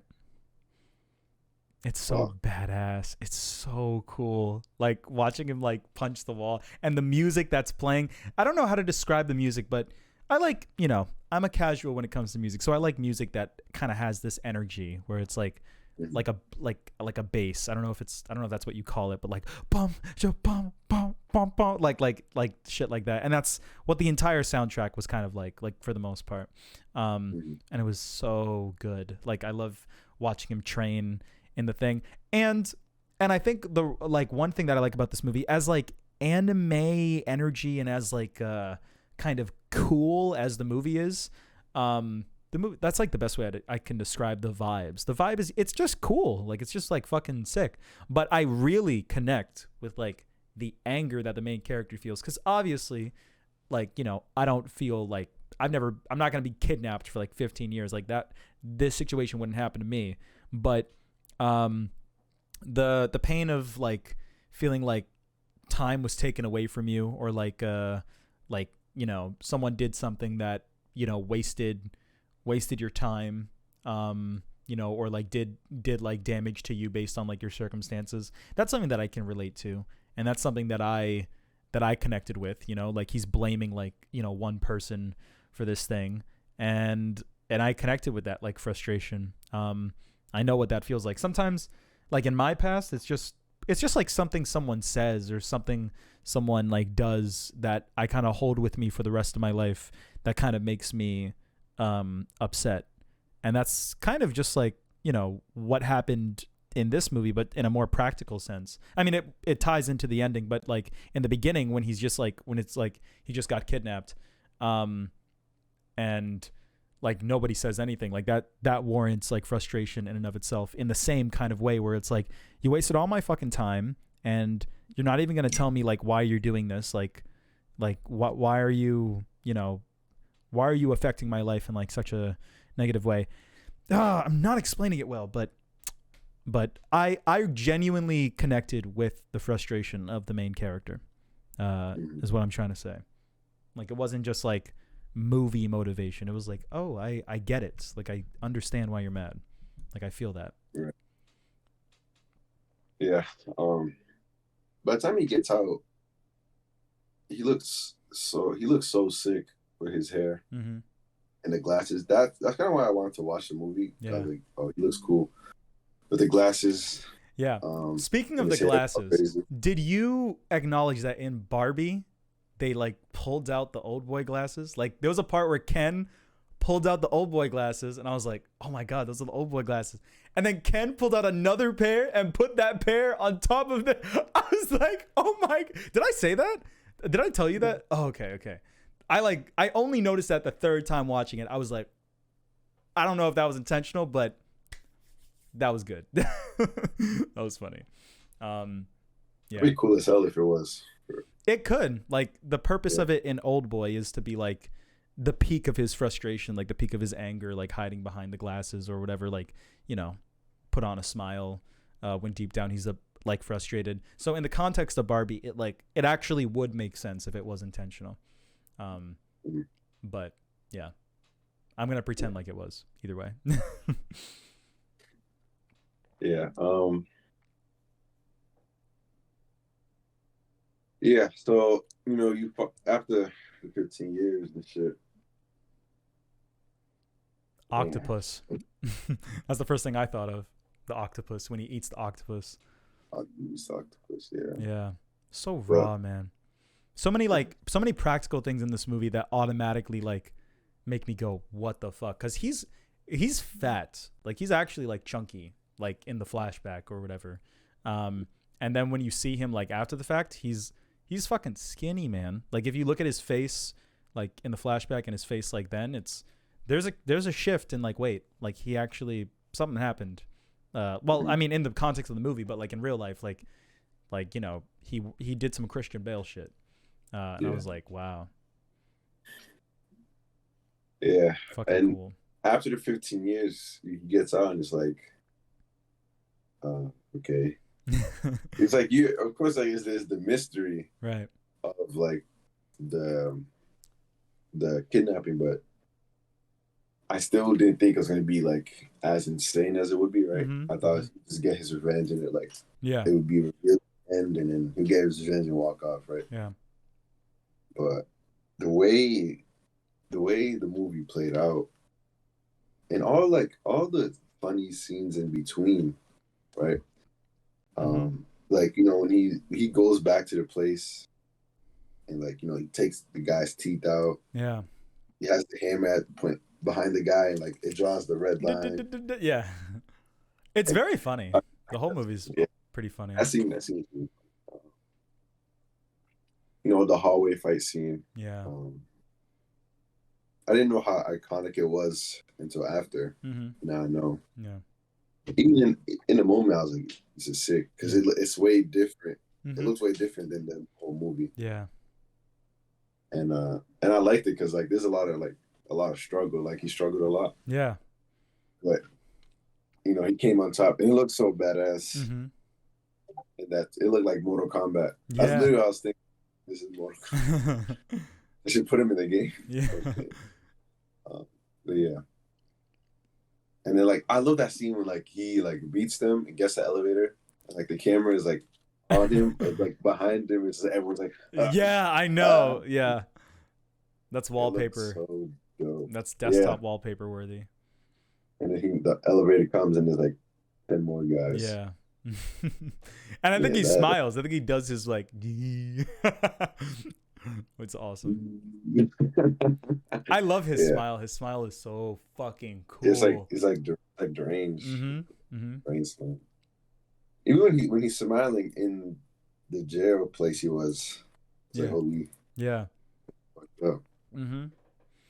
Yeah. Um, Every time he smiles, or like all of his emotions are filtered through that. That's why I forgot about the picture. I forgot about that's like he put the picture there to fuck with him, and like that's like what he followed like when he went into the real world, and that's what I really connect with. The feeling of like deep down being really fucking mad but smiling through the pain. And like, if you smile, the world smiles with you. And I don't remember the exact quote, like what the rest of it said. Like if you frown, I forget what it said, like what happens if you frown, but if you smile, the world smiles with you. And mhm. and like that's like I empathize with that. It's Memento. It's like lying to yourself. Like, like everything's okay. It's fine. Don't worry Yeah, about it. So it's Joker, baby. It's Joker. It's a whole movie where Joker is like it's Joker and Batman. It's like the badassery of Batman, but like the craziness of Joker. right. Yeah. Yeah, yeah. And then you meet the bad guy. Man, he is so sick. The first time you see him, it's like, oh shit. Like when he It's in shows the up. room. It's in the room, right? What like when you see his face, like that's what I was thinking of. Because I know there's a scene But he when pops up like before that. no, like yeah, because he was when he beat those guys, left the building, and like was bleeding out, and then like bad guy helped him up, put Yeah. him in the car, and Yeah. like Yeah. that was so freaky, bro. Yeah. Because he put him in the car, he's smiling. I was Yeah. like, oh fuck. Fuck. Like, Yeah. I forgot what it's like. I forgot what it was, but it's like something else I saw. Yeah, With this guy I think as like, you saw the hat. You saw the hat yeah, before. And the umbrella had like the same pattern as the hat. So like you kind of make a connection and you're like, nah. Then you're like, oh shit. yeah, dude. Yeah. Yeah. This would be a fun But one to rewatch, like knowing how it ends and knowing how it unfolds. definitely, it's Hmm. definitely rewatchable. Hmm. The bad guy, he is so dope, bro. Yeah, I love the acting from him. Because I love the slick back. Yeah. Like he's in his bomber, like when he's in the room and like when bro's about to kill him the first time, and that's when he hit him like, well, don't you want to know why? Don't you Yeah. want to know why, nigga? Like he's just like in that green bob with the bomber with the bucket hat, Yeah. fucking, and that's. I was like, yeah, nigga, don't you want to know why? Because he could have, in hindsight, if he killed him right there, like then he would never know Right. about Hmm. the daughter, Right. right? But Hmm. um, It would defeat the purpose. Like, yeah, yeah. and of course, everyone wants to know Right. his view, and as watching him, he really wants to know. Big Slim Jim. Yeah. Slim Jim. The But the yeah, like as I don't know, when you want like revenge, um yeah, it's not as like black and white as like I just want to see you like die. Sometimes you like really want to know like bro, why? Like why are you fucking with yeah, me to this extent? That's what I really want to mhm. know. I want to beat the fuck. I want to know why, and then I want to beat the fuck out of you, because like whatever reason you're gonna give me is not It's justifiable. bullshit. Yeah, Yeah, yeah, yeah. yeah, and yeah, If and that's I what you think, if I got right? revenge on anyone in real life, that's what I would do. I'd ask first, like because that's how most real situations are. You want to know why first before anything. Yeah, fucking, and that's what you think. It's like, yo, whatever reason you got, bro, it Shut. couldn't have been that serious, Yeah, right? yeah. And his whole fucking scheme, bro. Hmm. That's some anime shit. Yeah, That is like fucking Eisen level shit right there. yeah, From Bleach, yeah. Hmm. bro's Eisen, bro. Hmm. But yeah, let's get into it. Fucking so Where to start? where do we start? I like the scene where he goes back to the school and he's like seeing himself run. Yeah, He's like, that's I like it wasn't even like anything was being said or like revealed. It was just like a cool scene. I literally was like, oh my god, like at that I think I like said that out loud. I was like, whoa, bro, like what the yeah, fuck? bro, because the movie does that, like blending the past Mm-hmm. and current time well. Because like the elevator scene, like, Yeah. he's like, bro, that was crazy. Boom. Like, oh, that was one of the best transitions like ever. One of the Yeah, best transitions like ever. That was so yeah, cool. because it came out of nowhere. Because it's like, You're not because like, expecting it. yeah, because now you like like that was his life's purpose, Yeah. and like he's still haunted by that shit. Mm-hmm. Completed his goal. Now he's gonna like Yeah. kill himself. But bro, like the way it was like holding her, and then like the Yeah. elevator, then like boom, and it like explodes to the wall. Yeah. Holy shit. It's like in The Departed when they Mm. open the elevator and the Leonardo DiCaprio gets his headshot in instant. Yo, Yeah. that's what it reminded me of. Mm-hmm. Like it's so like, you know what I mean? Yeah.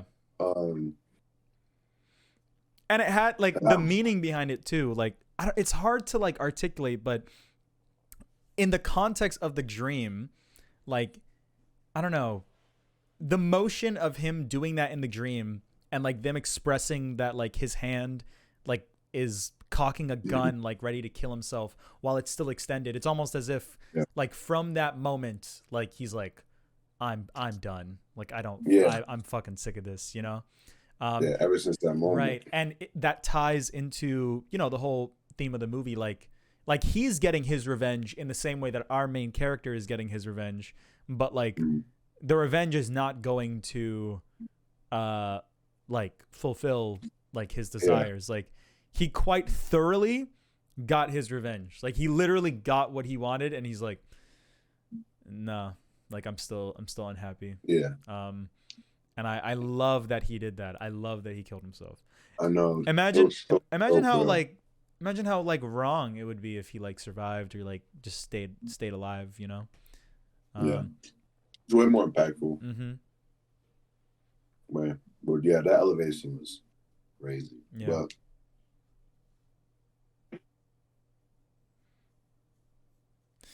whew. did you have any idea that Mito was his daughter? Zero. I didn't like suspect that like at all. Yeah. Not even in the slightest. Literally, Yeah. like never crossed my mind. I was like, what? That's. I love movies that like I can't read into or like see ahead. Even without me reading into it, like I'm not like great at predicting things. Like I'm great at like, I don't know, kind of having general assumptions, and then sometimes the answer, like the thing that actually gets revealed, is different, but it's kind of in the ballpark, and I'm like, all right, whatever. But like with this movie, I couldn't even make a general assumption. I'm like, what the where is this going? Yeah. And, yeah, it is hard to like mid of the movie. Mm-hmm. It is hard to see. Yeah, I'm like I'm trying to read ahead, and I'm just like I have no idea what's happening. Like I have no idea what this plan could be. Because you know, like he got out. He could have already killed the bad guy, but it's like, yo, he wants to know why. Yeah. But then like the movie is going like, and then like the guy who took out his teeth is getting his own revenge. Yeah. And it's like that's like a whole nother thing, right? That has like nothing to do with the main people, the bad guy. Mm-hmm. And that's just yeah. It's like Red Dead Redemption. Like everyone's just getting their revenge. Yeah. And that part was scary, bro. When he like faked it, mm-hmm. and it like make like the camera goes like that, yeah. and it makes you think. And then he says like, "Yo," I forgot what he said after he faked it, but he said some ill shit. He said some cool shit. He's like, I forgot what he said, but he said something really cool. Yeah. But then he's just like, damn, he's really about to get his revenge. And yeah. Yeah. But then like that all played into Eisen's scheme. Mm-hmm. Because then he set up the trap for her to go to the building. Yeah. And put the box in front. Mm-hmm.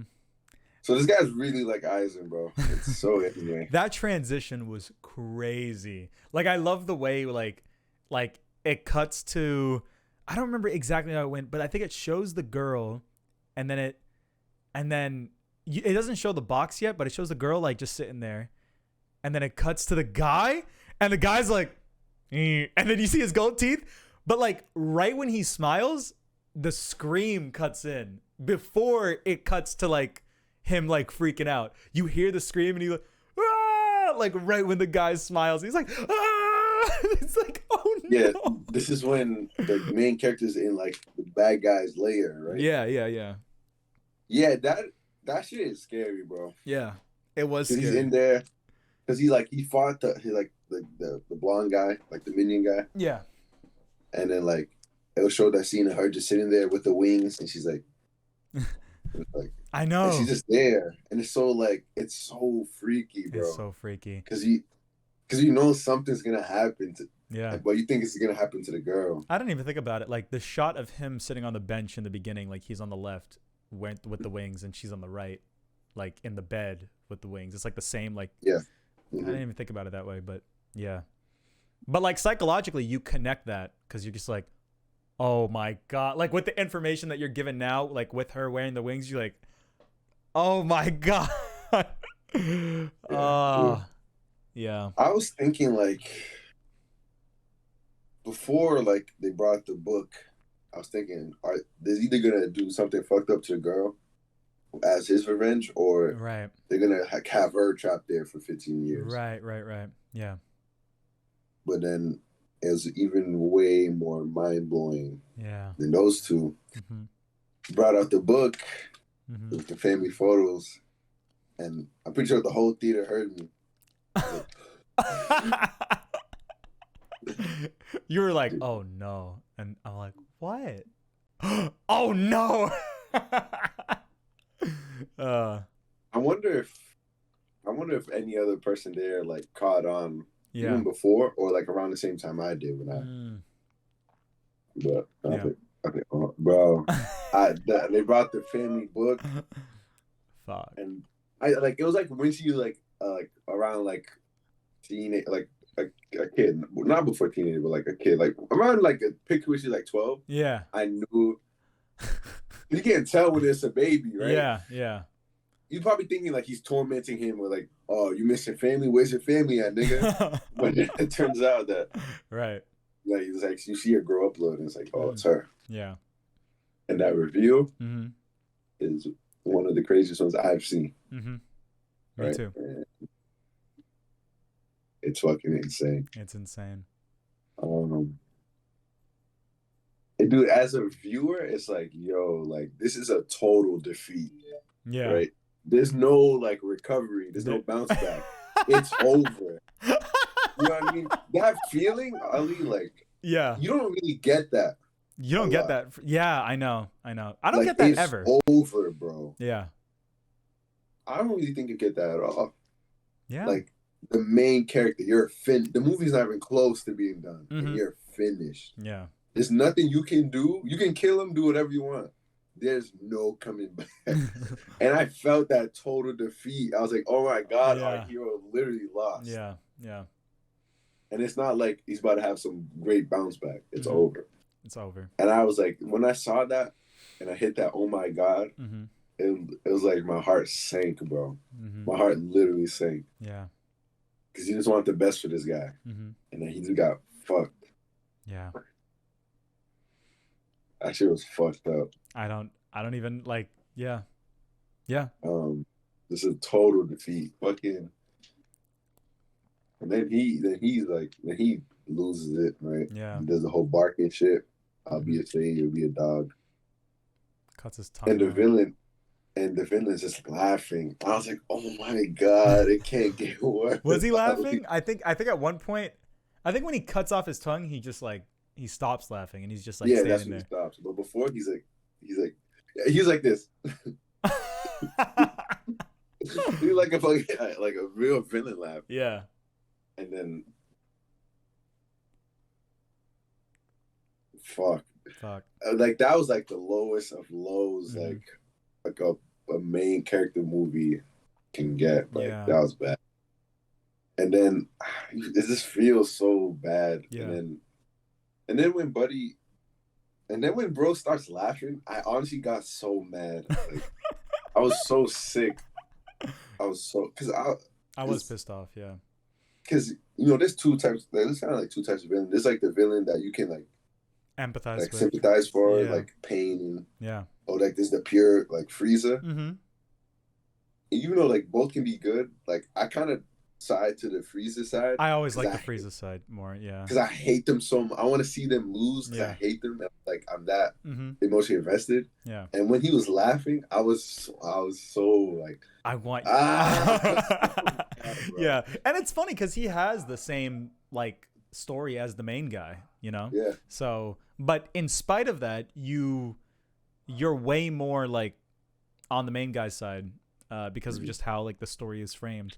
It's like it's so immaculate. This is the 15 years thing. Yeah. And you already feel for him. Yeah. Yeah. You're with him the entire time, even though this guy went through his own version, like of his longer than 15 years. Like he his thing is like even more strenuous, but like you're with this guy. So in essence, like if we were following the other guy, that would be like we got the dub. We got the dub. Like I know, right? Yeah. That's the thing. It's so cool. You got him. The bag is acquired. Yeah, let's fucking go. Yeah, I know. That's the thing, but that's the thing too, because like I said, like you can lean to like hatred or like empathize. Like, you can do both. Because even though I was on this side, and I hated this guy. Watching him kill himself is like, oh shit. And then it's like, that he went through his shit too. Yeah. Um, I think for like a movie villain, bro, he's up there for me. He is there. He's not up there. He's there. Like he's there. Like No, I'm just, I because don't think like about it like even though he kills himself, he like I don't know, in essence he kind of like accomplished his ultimate goal. Like he kills himself. Um I'm only just now like interpreting it this way.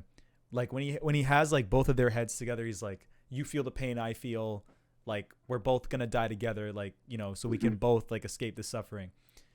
Maybe I kind of like, you know, I I kind of didn't fully like understand like why he like stepped away.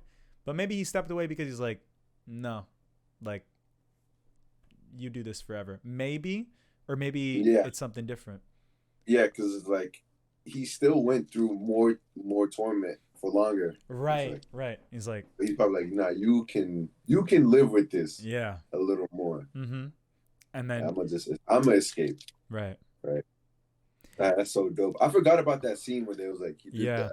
And maybe like he wants, you know, his goal was to make him go through what he go went through.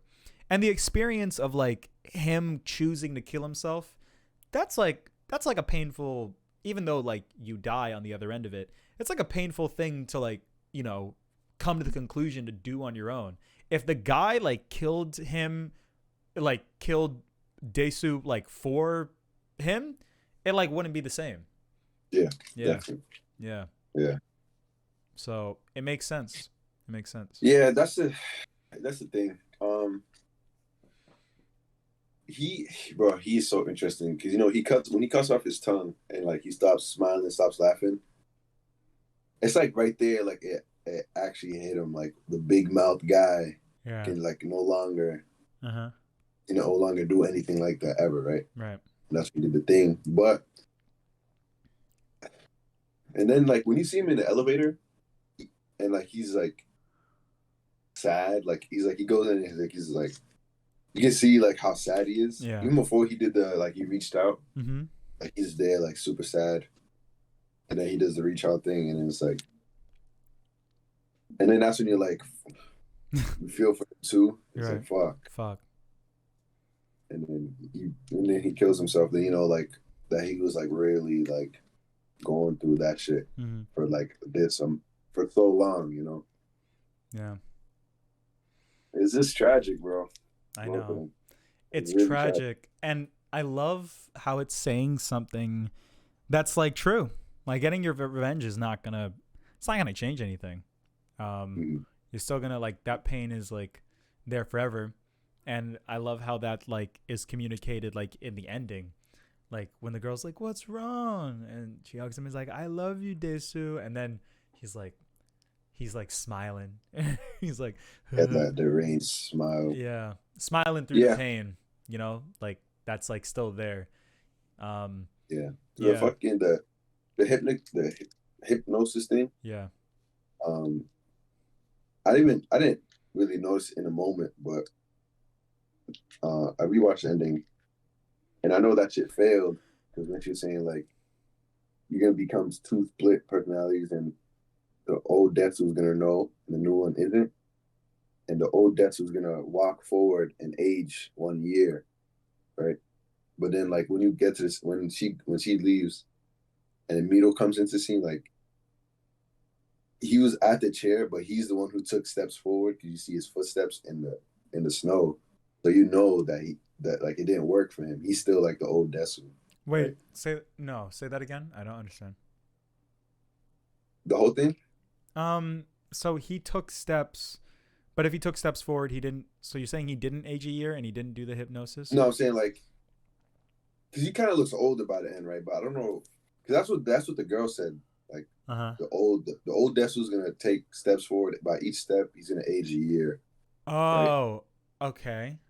But if I think what the movie's saying, like if he truly forgot and if it worked, he wouldn't. He would have just stood. He would have stayed on the chair. But Right. because like when Mito comes, I think Mito looks back and you see the footsteps. It's like him being the old Old Desu Desu. that's Right. the steps forward. So you know, like it didn't work. So you know he Oh. still remembers. Okay. Yeah, Okay. I didn't get that Right. at the time, but Yeah. I got it now. I see. So you like, like Yeah. he's still like smiling through the pain. Yeah, I read just in his performance, it didn't look like it was like a genuine smile. Like it looked like he Yeah, was like unhappy. yeah, he was like tweaking. He was, Yeah. Yeah. Yeah. Even like through hypnosis, the explanation is kind of confusing. Like, why would he have to age if he like changed? Yeah. So I guess you're right. I guess like, if he sat down, like it wouldn't even matter. But then why would she even say that? I think because like he had like gray hairs and shit. Yeah. You get like if you look with the scene right before, like he didn't have no gray hairs. I didn't even notice that. Yeah. That's crazy. Man. Yeah. I kind of saw that scene and I was like, yeah, he's not gonna be better.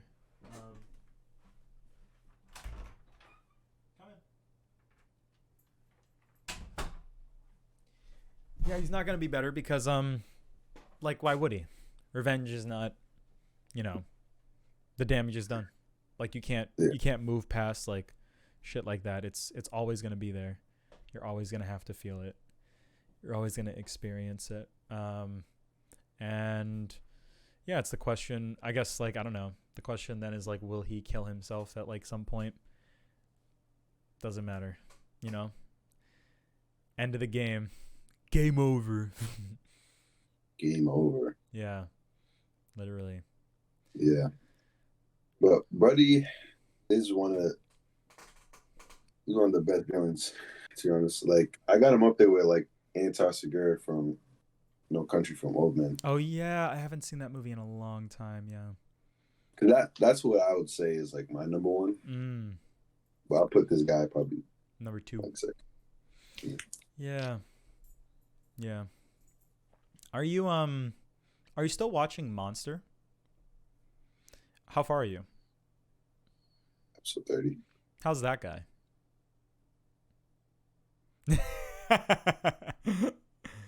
I mean, that guy.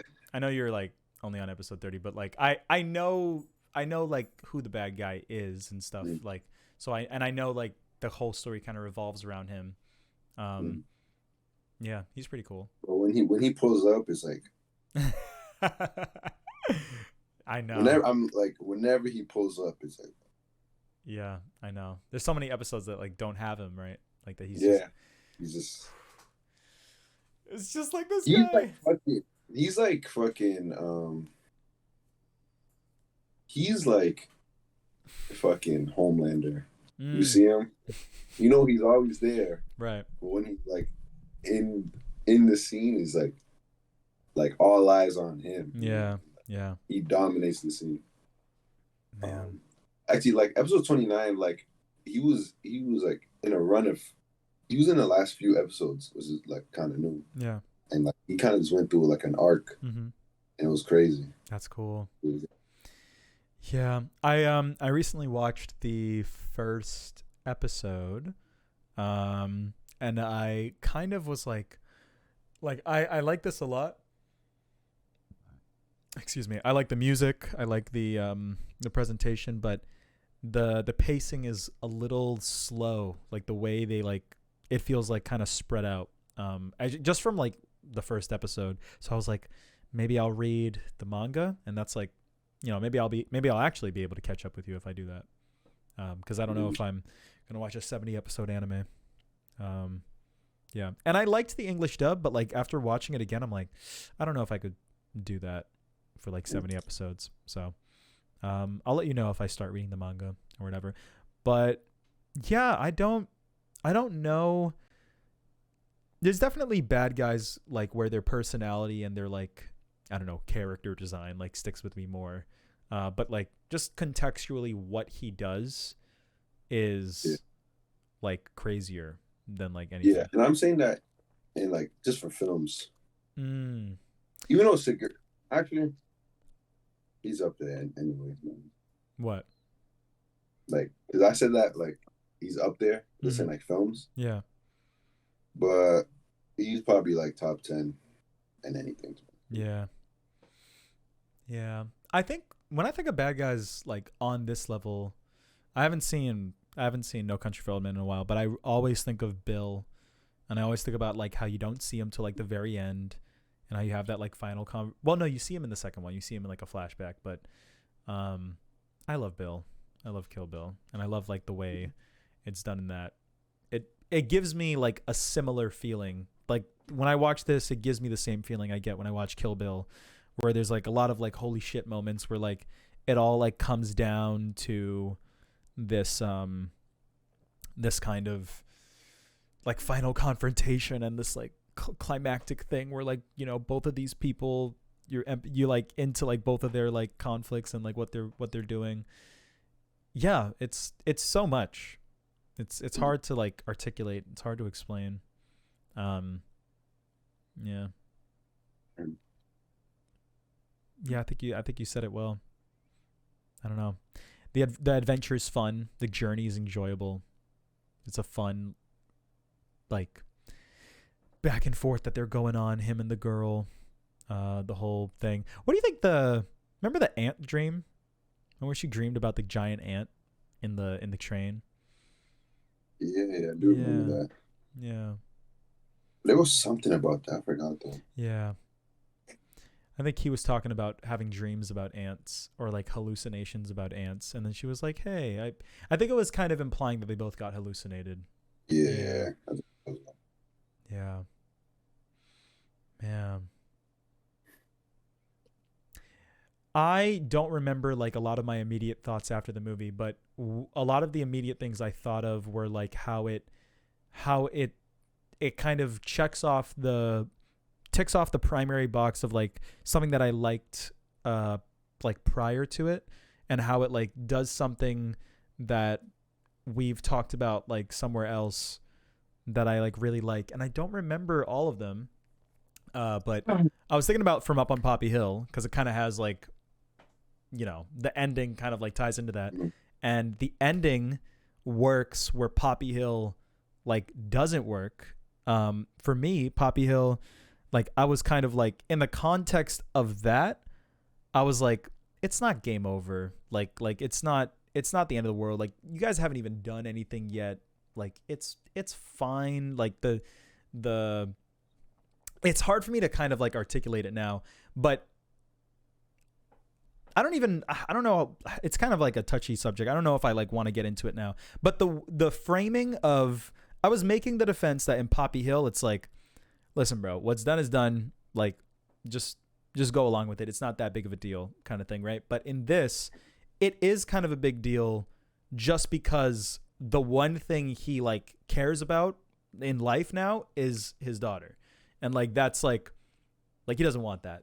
Like like that's not like that's like absolutely like not what he wants. Like at the end of the day, there's no like, oh, we can make it work. Like he doesn't want to make it work. He wants the one thing that like he liked in the back of his head from 15 years ago, the one thing that like he still had, the thing that he thought was gone forever, and he's like, oh my god, it's there, like, oh my god, like, because imagine if he found out without doing that, and then he's like, oh, I get to still be with my daughter, like that would like, he would have like his happy ending. So it is like, it did it better is what I'm trying to say. Like I Yeah. still believe in what I said about Poppy Hill.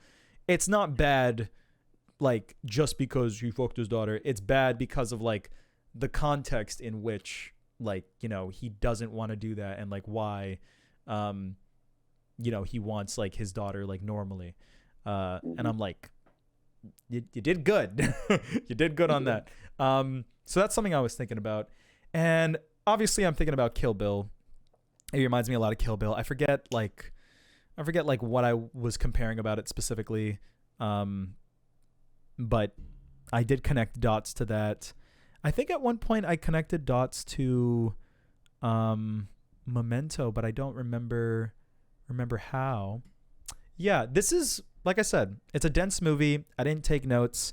And it's like a first time viewing of like what is like an automatic kind of 10 for me.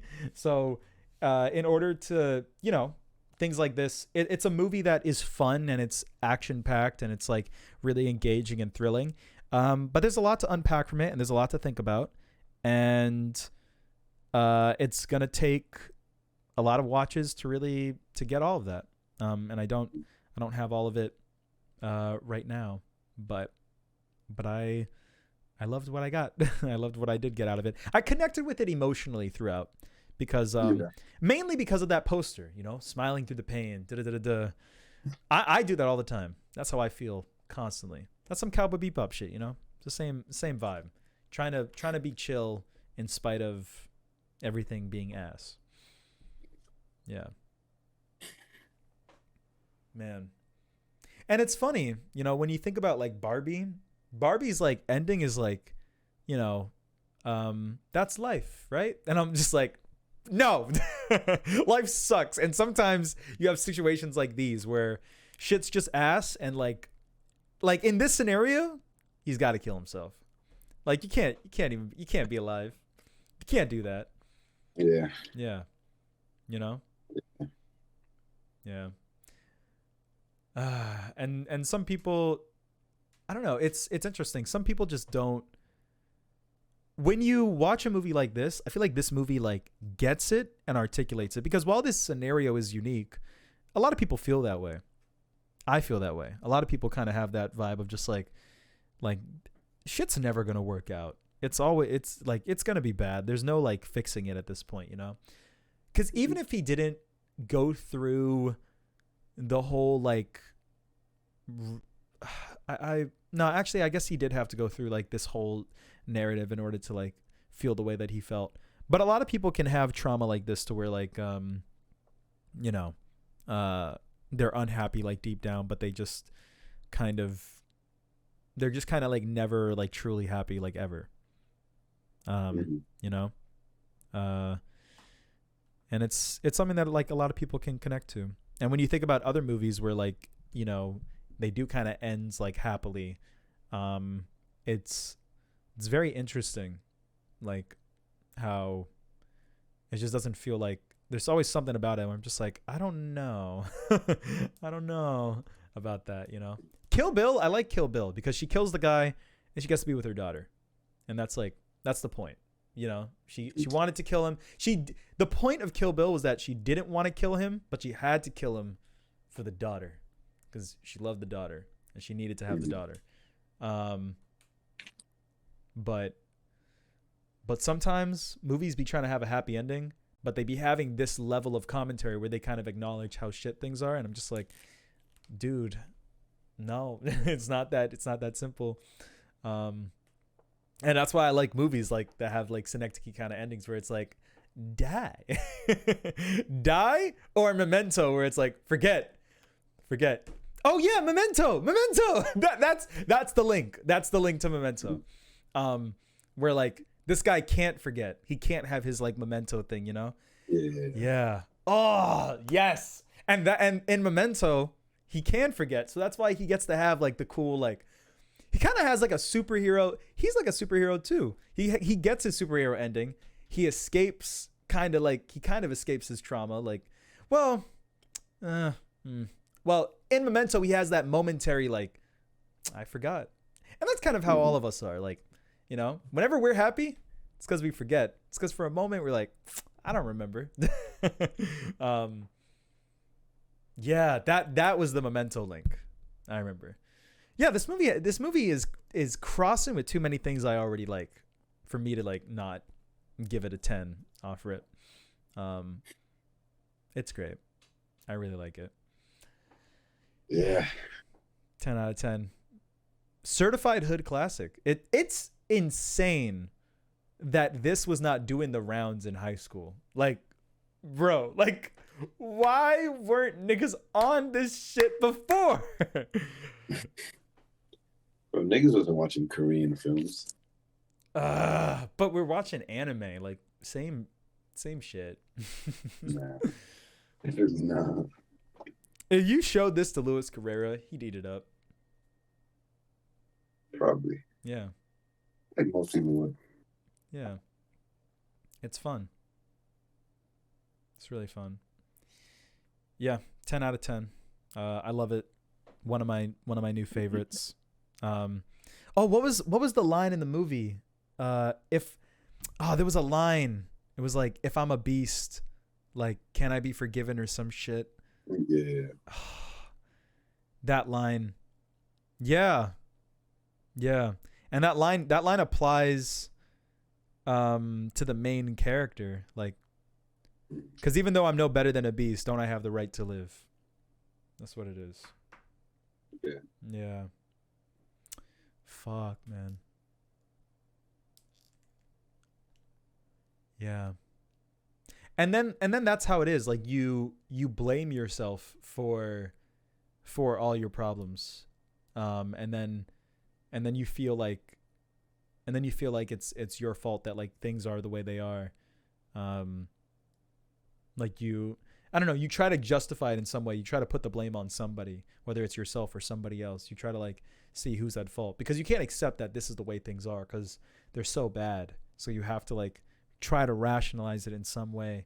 Try to, like, project your anger onto someone or something. um yeah. And in Devilman, the anger is projected on the world, not just, like, the guy, or not just himself, but everybody. That's why everybody dies at the end. But this is Oldboy. You can't do that. So, boom, transition kill. Yeah, it's the only ending, Manny. Die. I know how to end my story. Yeah. Fuck. I love it. 10 out of 10. We give it a high 9. Mm-hmm. Awesome. Glad we finally crossed it off the list. Been waiting for this one. So this is a part of a trilogy called the Vengeance Trilogy. And there's 2 other movies. This is the second one in that trilogy.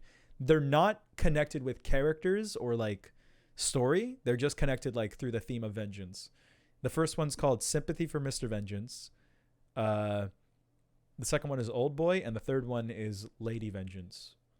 And they are both, the other 2 are on Tubi, and I'm going to watch them. I don't know when, but I'll check them out. A lot of Park Chan-wook's movies are on Tubi, or you can, like, watch them illegally online. And then he recently, like last year, he came out with a movie called Decision to Leave. And there's a movie called The Handmaiden, which is on Amazon Prime, which a lot of people like. And I watched, like, 30 minutes of it, and I was like, this goes hard. And it has the same energy as this, where it's, like, it feels kind of anime. So that's one that we can watch together, like, for the call one day. But I'm probably gonna watch the Vengeance ones on my own, and I'll, like, tell you how they are. Like, if you want to watch them, you can watch them. But I'm excited. Park Chan-wook, he's on my list now. All of his movies I'm gonna watch them, or, you know, I'm gonna keep an eye out on them from this point on. Yeah. Yeah. I'm probably gonna go watch those Vanity Fair videos. Yeah. Yeah, that'll be good. I did watch so you know about the 2013 remake by Spike Lee? Yeah. You know about the YMS video on it? Oh. YMS, he doesn't have that many big videos, but he did a big video on comparing, not just comparing, but just, like, saying why the new one is bad. And I watched, like, the first, like, 20 minutes of it, and I'd recommend it. It's funny, and it's eye-opening. It's directed by Spike Lee, which is, like, why? It's not even, like, and the main character is Josh Brolin, the guy who plays Thanos. It's not even, like, a black guy, so it's like, why are you doing this? And huh? That is kind of weird. Yeah, and the first thing YMS, like, noted, like, he shows interview clips of Spike Lee, like, talking about the movie, and YMS is like, it looks like he's half asleep. He doesn't even like it. Like, you compare the interviews when he's talking about Black Klansman to this, and he's so excited about Black Klansman. It's like he doesn't even care about this. So I'd recommend that video if you got, like, an hour and a half and you, like, want to have something on in the background. I'm gonna watch that. I'm probably gonna watch it, like, like right after this, because it's my boy. So yeah. Yeah. And they do the hallway fight in the remake, and it's like it's insane how bad it is in the remake, Manny. It's actually bonkers. You gotta see it. It's insane how the whole thing is bad. It's insane. No surprise. Yeah, yeah. But yeah, that's what I gotta say about Oldboy. So you haven't watched anything since that? Anything to close it out? No, I haven't watched anything. Wow. Okay. So since we started doing calls again, post like the Oppenheimer call, there was a major thing that I was like, Manny, there's a big thing I gotta tell you that I like a piece of media that I consume that I'm excited to talk about. And since then, it's evolved into more stuff. I am now officially part of the book club, and I read a book. I read not one, but 2 books. And well, I listened to the audiobook, but it still counts. So, By the way, I'm just I know I'm looking at my phone. I'm just updating my list. okay. So I read the audiobook, or listened to the audiobook like when I was coming back in from Canada. Actually, this was before Canada, but I listened to the audiobook for the new Miyazaki movie, How Do You Live? And they translated the audiobook on Audible, and it was only 6 hours long. But the new Miyazaki movie is not, it's called How Do You Live in Japan, but in America it's called like My Boy, and it's like The Boy and the Heron or something. And it just premiered at Toronto Film Festival on Thursday, or this Thursday. This Thursday it's gonna like premiere in America for the first time, which is crazy. So we're gonna be getting it pretty soon. But yeah, I read that book, and Manny, like reading it, it's like, even though it's written from the 1930s and it's from the perspective of like a little boy, but bro, it is Miyazaki as fuck. And like the fact that his new movie is like based on that is crazy. The book is not like a fictional like fairy tale, but I guess the movie is. I wasn't expecting the movie to be like Howl's Moving Castle type beat with like, you know, like talking animals and stuff or whatever. But I guess that's like what it's gonna be. And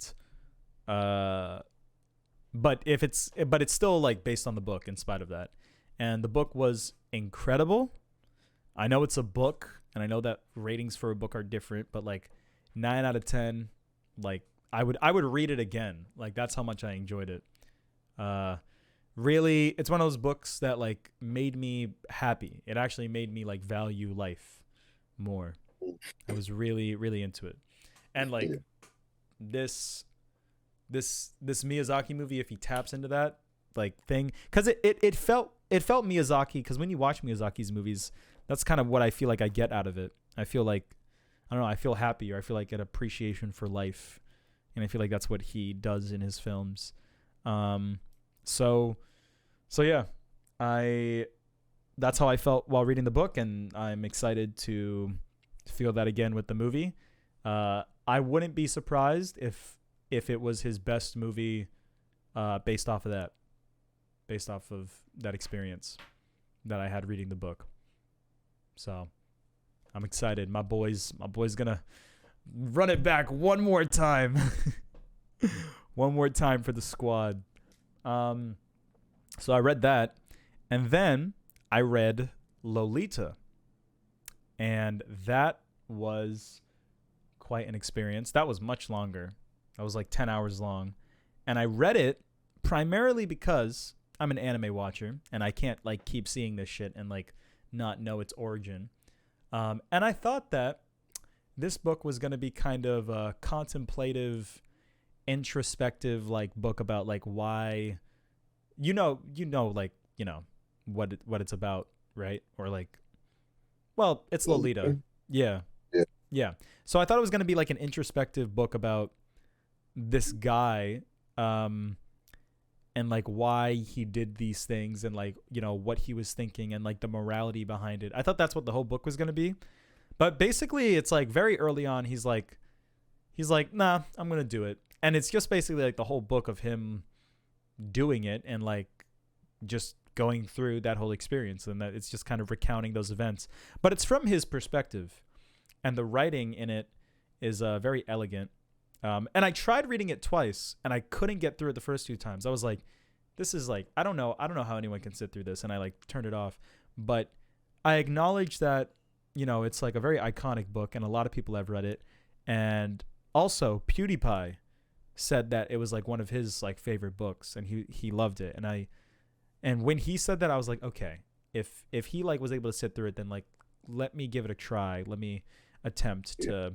He reads a lot of books. Yeah, let me attempt to finish it. And I finally finished it, and my conclusion is that it's like American. I don't know if this is like the best comparison, but like it feels like American Psycho, but like just if it was real and if it was specifically about like pedo shit, which makes it even more scary and makes it even more like kind of horrifying. But the twists and turns that the story takes is bonkers. Like it's at like there are some things that are like so crazy that they're kind of like funny, like in the vein of like American Psycho. But yeah, it's I don't really want to explain it beyond that, but I will say that I enjoyed the book. I probably won't read it ever again or like, you know, revisit it. But because of the nature of the book and how it's written, like the guy's writing is so like elegant and so honest, that like it's coming from such a like personal place, and it's solely because of how it's written. And when they made the movie, there's a Stanley Kubrick movie, and then there's a movie by some other guy. And I obviously want to watch the Stanley Kubrick movie, but a lot of people say, no, it's ass. It's nothing like the book. And I'm like, okay, well, I want to get like the genuine experience. So I'll read the book, and then I'll like watch the movie if I think that there's like a chance that it could be good. After reading the book, I kind of like don't want to watch the movie because I feel like it will be boring. Because if there's no commentary of the guy like talking the whole time, like seeing him do the stuff is not going to be like any better than hearing him talk about it, you know? So I don't feel like I'm going to really enjoy that. I feel like the movie would kind of fall flat if I watched it. But I want to watch it, and I want to rate it, and I want to have like a rating logged, because Kubrick is like the king of adapting things like differently. Shining, 2001. So I got to give it a chance. But a lot of people say it's like bad. People who say it's good, like they never talk about it because it's like the pedo movie, so no one like really articulates it. But I can't imagine. And I feel like because it's Kubrick, like I feel like he understands like why, like what the point of the book is. So if he had to adapt it, I would hope that whatever he's attempting to do, it would be unique, because that's what all of his movies are, like very unique. Like when he's adapting something, he doesn't like follow it like beat for beat. But maybe that's what he did with this one, and maybe it's ass. Who knows? But there's a part in the book where the guy's like, yo, if you guys ever make a movie on this, do this at this part. And I remember that, and I'm going to like keep an eye out for it in the movie. And it would be pretty funny if they didn't do it. Cuz he like very consciously like, yo, at this part in the story, do this transition. Fade like this. And I'm like, that's funny. I wonder if they actually did that, like when I watched the movie. Yeah. But it's a good book. It's just hard to talk about because of like the nature of it, but it's good. And now I'm reading the Jeanette McCurdy I'm Glad My Mom Died book. Do you know who Jeanette McCurdy is? Yeah, iCarly girl. Yeah. And do you know about the book? No. She has a book that came out maybe like last year or this year, I don't know, but it's very recent. It's called I'm Glad My Mom Died, and it's the story about how she's happy that her mom died, and it's a story about her mom and how she like forced her to do acting and like their relationship, and it's fucking bonkers. Like I'm like halfway through it right now, and it's like it's actually very sad and very crazy and very like it's an entertaining read for better or for worse. And the audiobook, all of these I did the audiobook. The audiobook, Jeanette McCurdy is reading it, which that's why I've been reading books, cuz like if a celebrity is like reading the whole thing, that's fire. Like I'll listen to that. That's cool.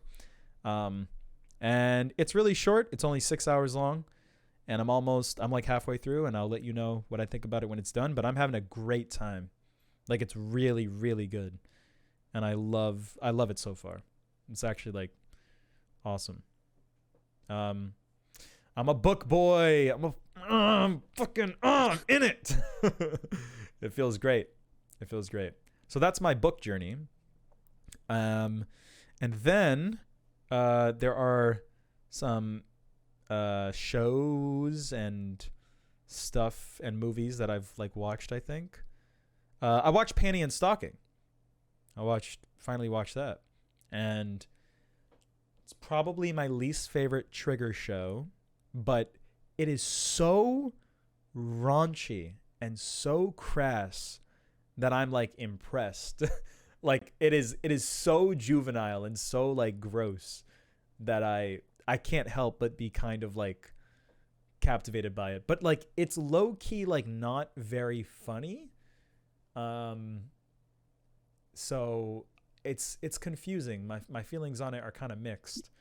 I think it's like kind of not funny, but I respect it for how unapologetically like it feels like what I wanted Barbie to be. It's like a white girl with a lot of riz that's just like does whatever she wants. And that's kind of what it's about. It's about these two white girls that just like they're hoes, they're hoey as hell, they're fucking whores, and they don't care, and it's like not a bad thing, and they like revel in it. And the show doesn't see it as a bad thing. And that's cool. And that's kind of like the whole show. And it's got like, you know, it's got a good style, but yeah, it's I have like really mixed feelings on it, but I'm glad I watched it, and I will watch season 2. The ending is like a crazy cliffhanger. It's not even a very story-centric show. It's like Pop Team Epic, where they split the episodes in half, and there's like a 10-minute bit and then like a separate episode that's like 10 minutes. But the actual ending is like a upsetting ending. And I cannot believe they left people on a cliffhanger like that for 10 years. So I'm happy it's coming back, because that ending is unacceptable. If I watched that shit when it came out and I waited 10 years, I would fucking lower the rating, because I'd be like, bro, you can't do me like that. But yeah, I think I gave it a 6, but it's close. It's a low 6. It's closer to a 5. It's definitely my least favorite Trigger show, but very interesting. Or let me just say my lowest rated Trigger show. No, it is my least favorite, but it's the most. It's like very interesting. It's very like, it's fascinating that it even exists. I don't even know. I don't know how they're gonna do it. Like the show was like genuinely offensive. Like even for 2010. Like there's some racist jokes. There's some like sexist jokes. I don't know how they're gonna do it. So it's one of those fascinating shows where you're like, oh my god, they said the F word, like stuff like that. Yeah, and that's kind of why I liked it, because I'm just like, oh my god, this reminds me of like 2010 Alley, like, you know, when I was on Xbox Live Chat. It has that kind of energy where it's like no fucks given, and it's been so long since I felt that. And it's not like Barbie. It's not like Barbie where it's like, let's be self-aware of how offensive this is. No, it's just offensive, and it's just fun. It's just fun. And it doesn't care. And I kind of respect that. I know that's like fucked up for me to say, but I kind of respect it, because those are the only days that I was happy. When I just didn't give any fucks. Now I give too much of a fuck. And now I'm like, now I'm a loser. But Panty and Stocking don't give a fuck, and it's cool. It's so juvenile. It's like made for like 10-year-olds, but I love it. I'm gonna give it 6 out of 10. And I think I watched other stuff, but I gotta check. Now I just gotta look at the movies.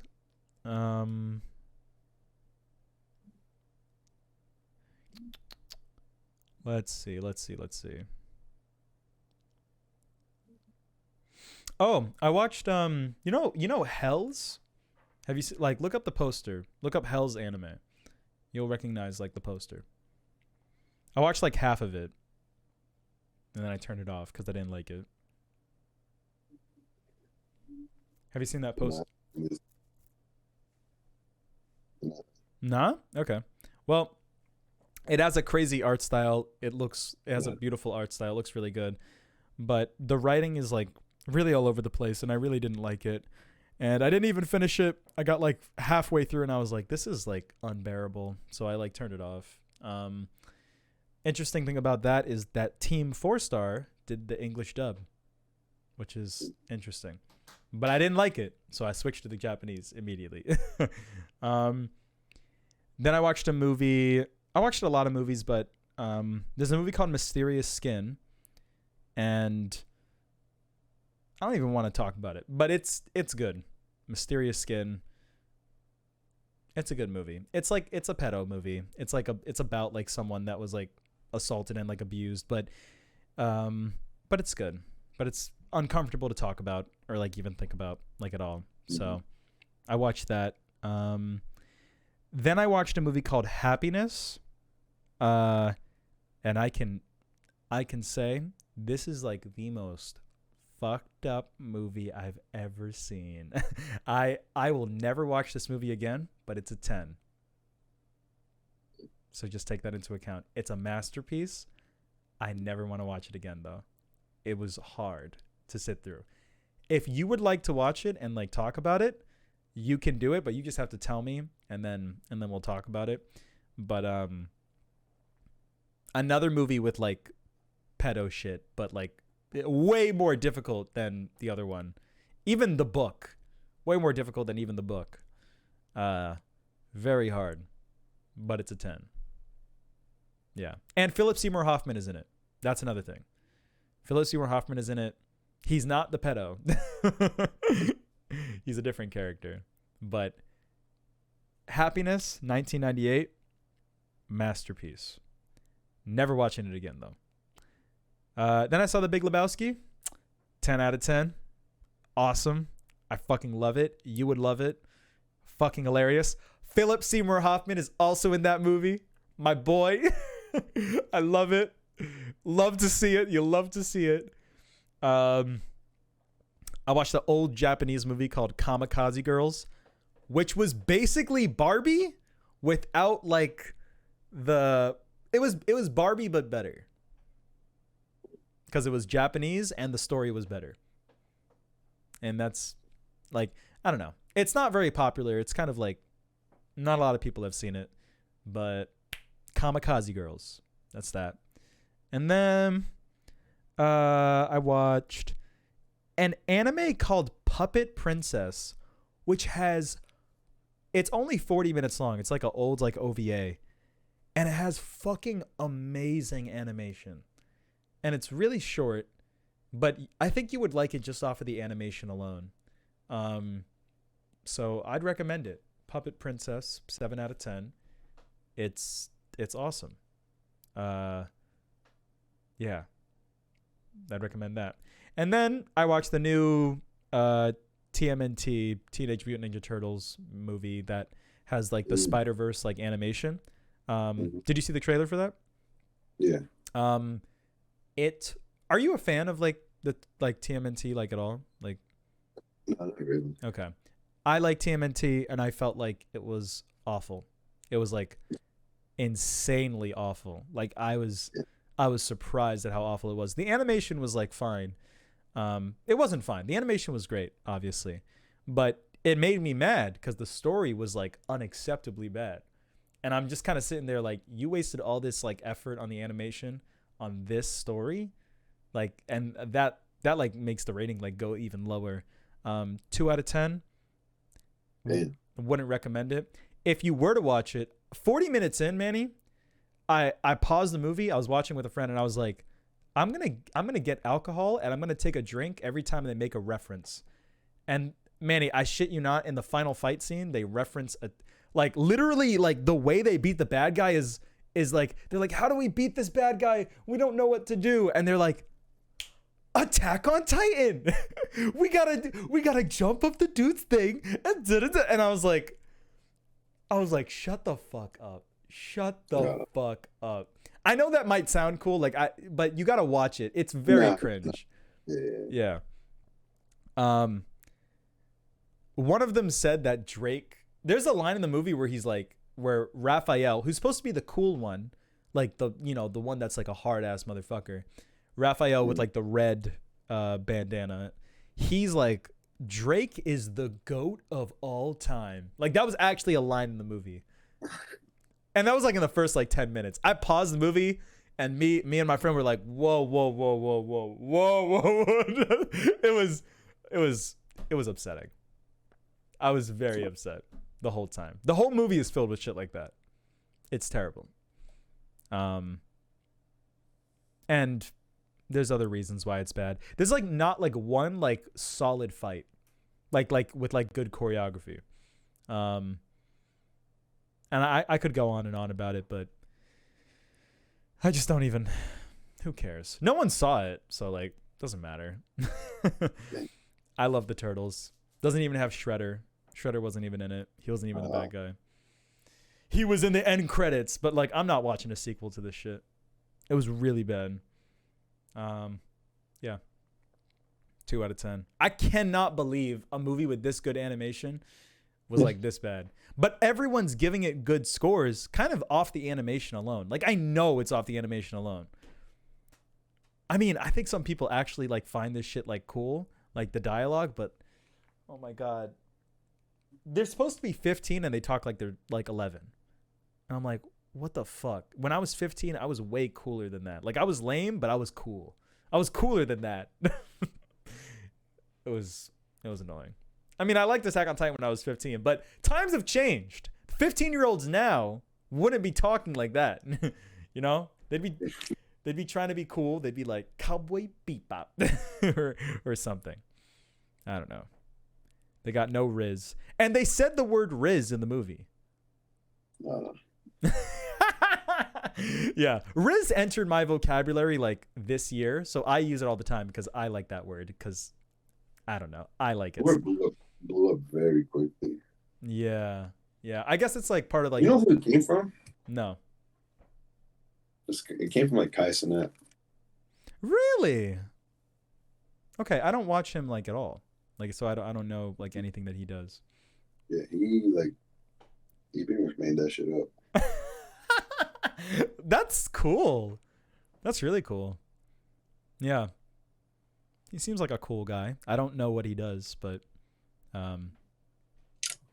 his influence seems to have spread all over the world, which is crazy.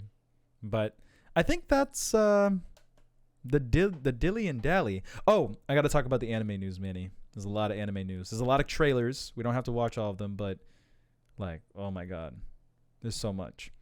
Castlevania, September 28th. Mark your fucking calendars. Castlevania. They're making a Sony PlayStation remote. Did you see that? Like a thing that you can. That's crazy. Can you play it like in a different like place, like miles away? I don't know. I didn't look into that at all, but that shit was crazy. Scott Pilgrim. Did you see that? Mm-hmm. Yeah. November 17th. Mark your fucking calendars, baby. That's from Science Saru. And that's from the guy who did. It's directed by the guy who did the droid robot short in like Star Wars Visions. It's directed by that guy. So I know you didn't like that one, but just off of animation at least, like it's gonna be of that ilk, I guess. So I'm excited for that. I'm looking forward to it. They could fuck it up, but who knows? We'll see. Only time will tell. But Scotty's back. He's back. That's going to be a fun one to talk about. And then Uzumaki. Did you see the clip that they showed for that? You did? Nice. Sounds good. I liked it. Looks cool. Looks like something I'll enjoy. Looks awesome. I think it's going to be 4 episodes. No release date yet, but clearly they're taking a lot of time on it. There's a new trailer for the Mononoke movie. And it was supposed to come out this year, I think, but it's coming out in 2024 in the summer. So we got like a whole year left. They're taking their time. We're cooking, Manny. We're cooking. We got our Castlevania. We got our Mononoke. We're getting everything we want. And then there is another Adult Swim kind of produced anime, I think, called Lazarus, directed by Shinichiro Watanabe. So you saw this? Mm-hmm. And Chad Stahelski is doing the action, I think, who is the director of the John Wick movies, which is crazy. That's a crazy crossover. Chad Stahelski, John Wick director, and Shinichiro Watanabe. So that's pretty crazy. When you look at the trailer, the character design looks like kind of normal, to be honest. And when you look at the action, my takeaway, I don't want to be like an asshole, but my honest opinion from the trailer was that it looked like he was doing action choreography for like a normal movie in an anime. And I was like, I don't know if that's going to be very entertaining to watch. Like, it looked kind of like whatever to me, but you know, I'm still going to give it a chance regardless. So yeah, there's that. And then I don't remember when Pluto's coming out, but that's very soon. It's very soon. I'm excited for that. That's going to be like Monster, but like more my type of beat, better pacing, better animation, like shorter probably, or at least like 1 season or whatever. Then there's an anime called Ninja Kamui that's going to be directed by Sung-Hoo Park. Yeah. We'll see how that is. I mean, it's going to have Jujutsu Kaisen like direction and animation, so that's going to be the selling point. And then there's a Rick and Morty anime, but like no one cares about that. So, yeah. Have you ever seen Rick and Morty? Wow. I've seen some episodes. Yeah. They're doing a whole ass anime on it, but the guy got canceled, so no one cares. I mean, I guess people still watch it if it still like makes that much money for them to make an anime, but yeah. Now Rick and Morty is fucking. I don't know. When I watch it, it's not. I don't know. I feel like people overhyped it for me. Well, I was watching it when it came out, so maybe that like I don't know. I experienced like the crazy story beats like live when they happened. Do you know about like the April Fool's thing where like on April Fool's they streamed like season 3 episode 1 and it was like the craziest shit like ever? Like, yeah, no. Oh, well, there's a cliffhanger at the end of season 2 that's like pretty crazy, and then in season 3 episode 1 it's like fucking awesome. It's like actually great. Rick and Morty, like season 1 to season 3 is like a 10. Like I'm like very dead ass. Like it's really, really good to me. It's like if you want like an American like adult comedy, like Rick and Morty kind of scratched that itch for me. Like I really loved it. But then they just didn't know where to go after that, and they kind of like lost track of like what they were doing. So they got lost in the sauce somewhere. And I kind of just lost interest because it felt like they were wasting my time with season 4 and season 5. And I keep forgetting that there's a 6th season that's like out, but I'm not going to watch it. I don't care anymore. It feels like they're just milking it like The Boys. And it's still like okay, but you know, like it was on top of the world. Like it was a 10. Like, yeah. They fumbled. Bag's been fumbled. Wah, wah. Wah, wah, wah. And I think that's it. I think that's all the updates, all the news. Yeah. That's it. Yeah. Now, I don't know when the next episode will be, but I am doing school. So you don't remember the fact that I'm going back to school? I'm going back to school. And I have 4 fucking classes. Yeah, I'm going to Massasoit. And I'm doing some random medical shit because I feel like I need to have a reliable source of income as I get older if I want to like move out of my house. Because I feel like as I've gone on vacations and I've like met people around the world, I've kind of learned that most people are like us and they don't really have money and they do shit like delivery driving and like shitty jobs like their whole lives. And I'm just like, oh my God, I don't want that. So even though I don't want to go back to school and I want to do like movies and stuff, I would rather go back to school and fail at my movie thing and have like a normal job that pays more than like what most people make. And I've become more conscious like about financially of like everything. And I've kind of realized that even with this job, like I won't be making like that much, but I'll be making enough. Like most people aren't making what I would consider enough to like cover their basic expenses. Like most people can pay their bills, but most people can't like save and like pay for a car like properly, or like I want to be able to like have like a cheap apartment, but like be able to buy Blu-rays, you know, or be able to go out on a Saturday night like comfortably. And most people cannot do that. And that's what I want to do. And I feel like I have to go back to college in order to do that. I feel like there's no like quick, easy way to get that bread, which is upsetting because I really don't want to go back to school, but it brings me comfort knowing that this is like the only way and that I'm doing like, you know, what I think is like the right thing for me. Well, at least you can go to school, maybe meet somebody, make friends, socialize.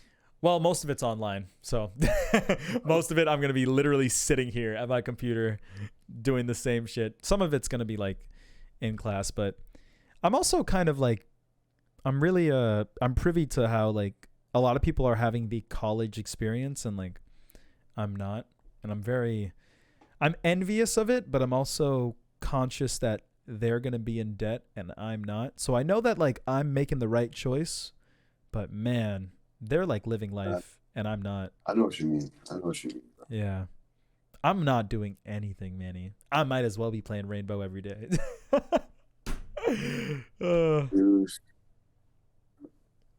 I don't know. Life's crazy, dude. Life's crazy. Life sucks. Let me tell you something. Like, we went out this weekend. It was on Friday. That was the first time I've been out in a while. Well, no, I've been out a lot recently because I'm trying to live a little bit before school starts. But yeah, I don't go out often. So, you know. Yeah, we went out this weekend, and I met this girl, really attractive. Yeah. And like she was staring at me, and then like she walked by me. I was like, "Yo, I couldn't let this one go." So like I stopped it, and blah blah blah. Got her nap or whatever. Yeah. I hit her up last night, and she just left me on red. I'm just like, yeah. I was like, why did you waste my time? Trouble? I know. It's like, I know. It's so like annoying. It's so annoying. Bitches, bro. I feel like they get off on that shit, bro. I have two. I'm about to waste this nigga's time real quick. Yes, that's like actually what people do. Remember when I told you like I met someone at the bar like right before we saw Oldboy? Like I was like hitting her up, and same thing was happening to me. Like I was like getting left on red, but she did like respond in spite of one thing that like I'm persistent about. My perspective is like I need you to say no. Like, and then I'll stop. So like, you know, she left me on red, but I'm like, okay, maybe she just didn't get to it. Cause sometimes like that is genuinely the case kind of. Still, I personally think it's like kind of unacceptable to be like playing with me like that. Like respond to my fucking message. But I'm desperate, and at this point, I'm not even trying to like with this girl that I exchanged numbers with. I don't even want to like talk. I'm not trying to be like boyfriend, girlfriend, or even get pussy. I want to leave the house and I want to be with somebody else for even one evening. And I'll take that.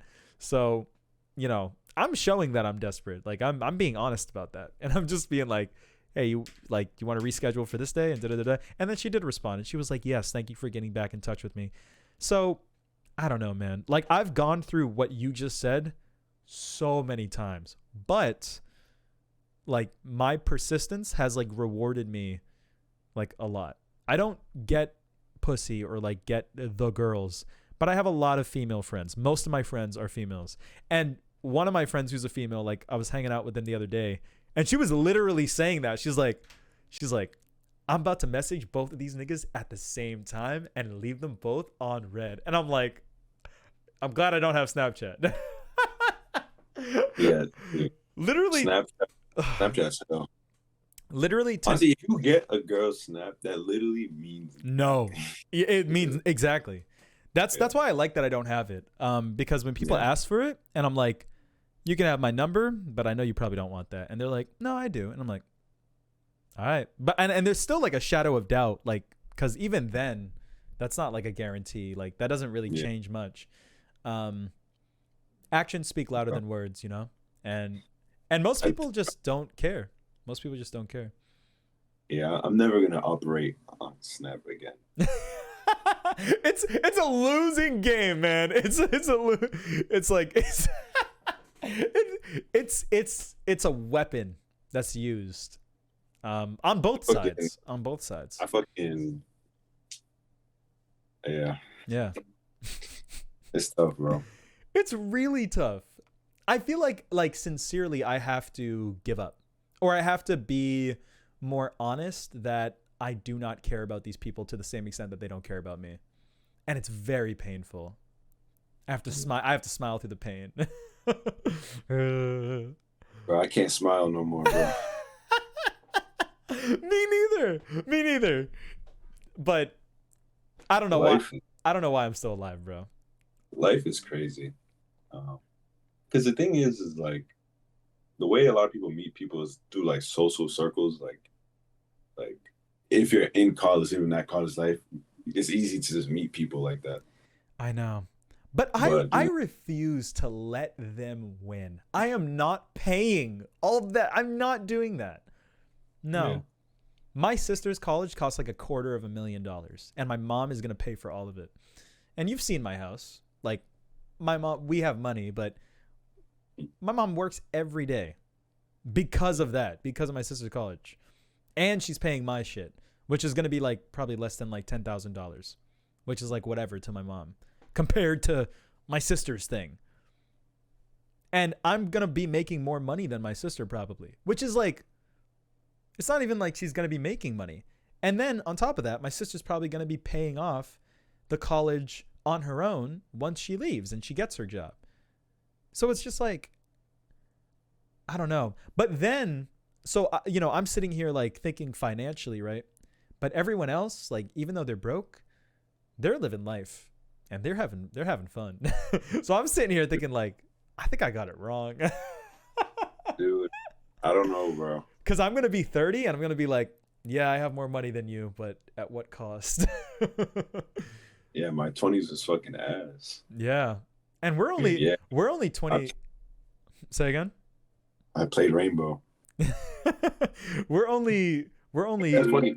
Go ahead. Lewis is called Luis Carrera? Blanchard. All right. Do you want to answer or do you want to save it for I'll call him back. Okay. I'm going to tell him what just happened, what I just told you. Yeah. Exactly. Bro, I'm having a terrible time. Like, dude, I'm not good right now. You play Rainbow every day. Huh? You play Rainbow every day. Like, dude. Oh, whenever you say like I can't do Friday or Saturday, I'm like, oh, Mandy's going out every day. I'm like, good for Manny. No. No. I mean, I was out this weekend, but Mm-hmm. dude, I don't know. Like, I feel like my what's it called? My standards are like high, Yeah. and I don't feel like I feel like I have high standards, but I don't meet my own standards for myself. mm, And that like that makes me upset. That's why I've been like going to the gym, and that's why I'm going back to school, because I'm like, all right, I need money and I need to be buffed. I guess that's what they want. Which is upsetting, because I like my body. I don't really want to go to the gym, but it's rough, bro. it is. It is. I don't know, dude. I don't know. Dude, I'm honestly, so glad. I'm so glad you understand. I'm so unhappy. I'm so like chronically unhappy. Because people be like, "Yo, like you're 6'5", blah blah blah blah blah," and I get that, but it's like, bro, in practice, in reality, it doesn't really plan. It doesn't really go like that. Yeah. I mean, maybe because my standards are too high. Mm-hmm. I feel like if I lower my standards, I can like get. I wouldn't. I would be like, I wouldn't even be happy. You know what I mean? Yeah. Exactly. But this girl, like that I met on Friday, dude, I remember like, because we had a good interaction in person. Yeah. And I hate texting. I hate texting too. Fucking hate texting.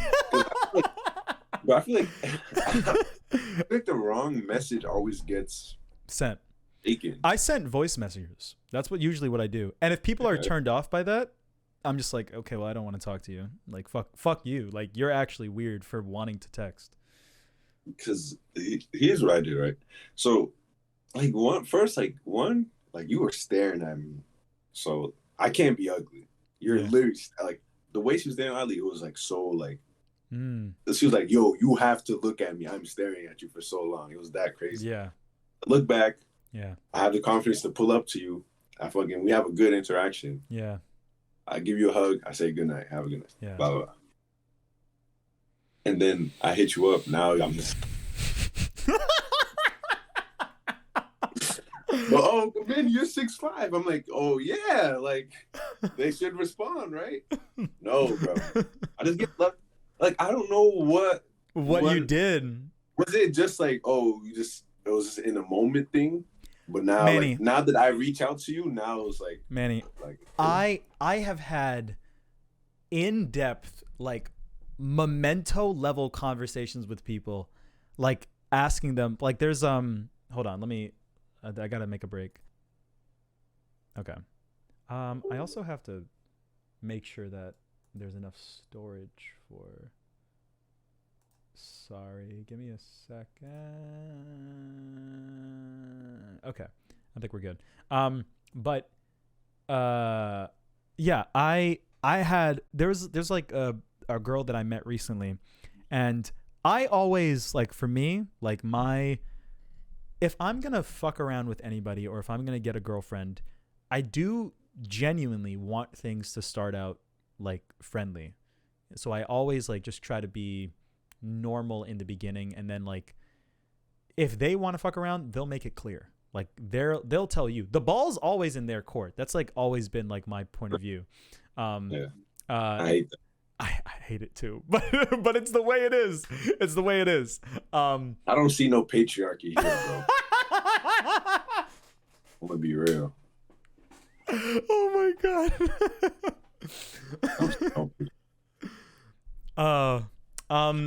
I think that's a whole nother conversation. But I understand that feeling, but I acknowledge. I try to, be kind and empathetic, and I try to like always just make that clear, like with my intentions, like I'm being friendly. Like I never make a move.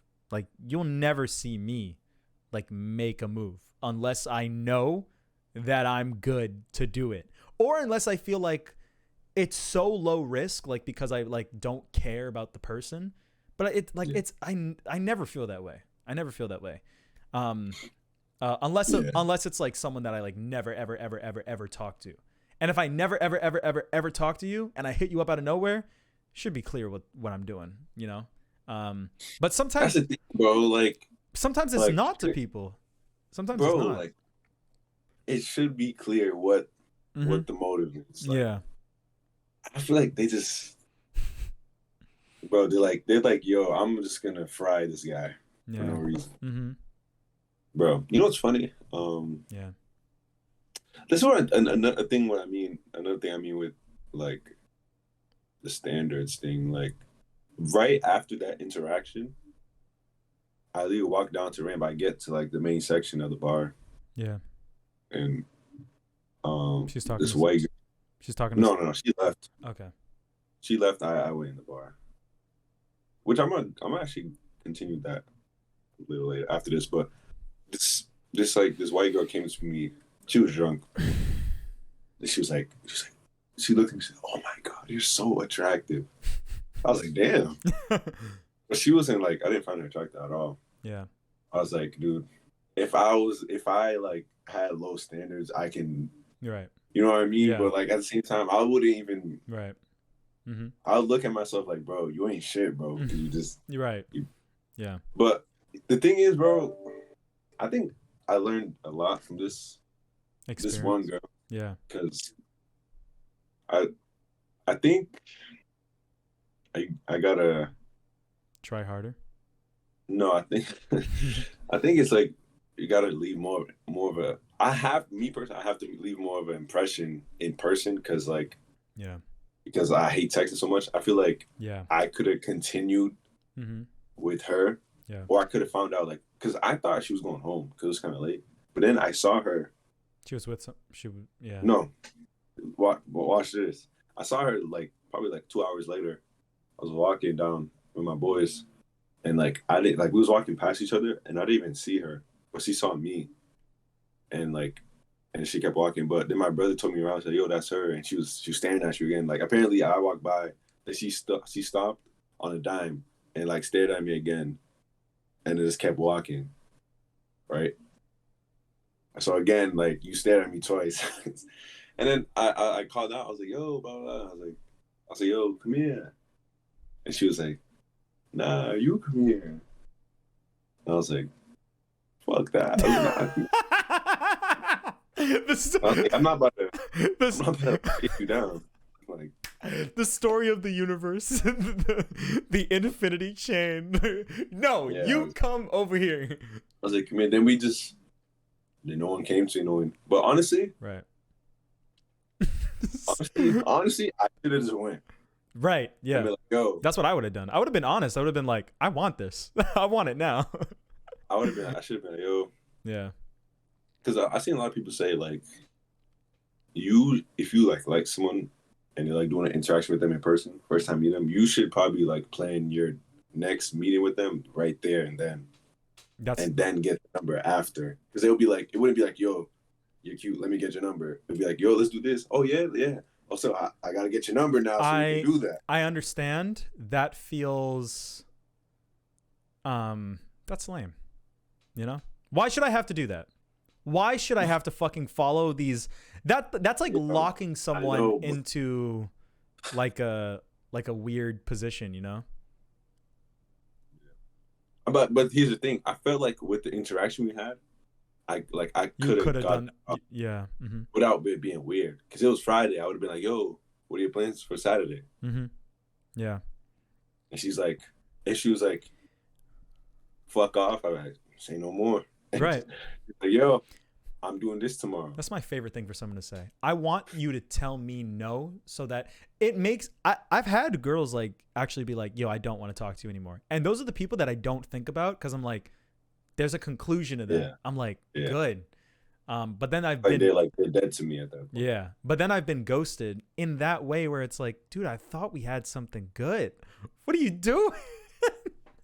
Bro, I'd be like Spike, like, bro, what the fuck? Like, dude, that shit is rough. Yeah. Brother.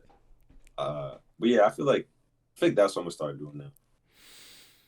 I'm gonna try to like, if it's going really well, and like we're both like comfortable, like, you know, instead of just instead of closing out, Mm-hmm. being like, let me get your number, snap, blah, blah, which I'm never gonna ask. Right. She didn't even, bro, she asked for my shit too. I didn't even ask her. Right.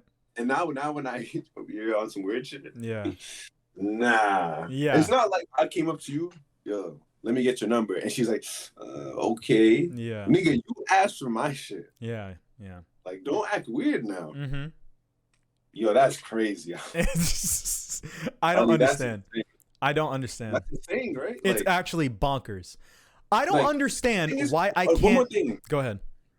One more thing, because like, if I didn't leave a good impression and you ghosted me, sure. But I know for a fact I didn't. Right? I know I didn't. We had a great chat. Yeah. And then you went out your way to ask for my shit. Yeah. Okay. So you have to be feeling me. Yeah. And then I call you later in the night, and then you stare at me again. Yeah.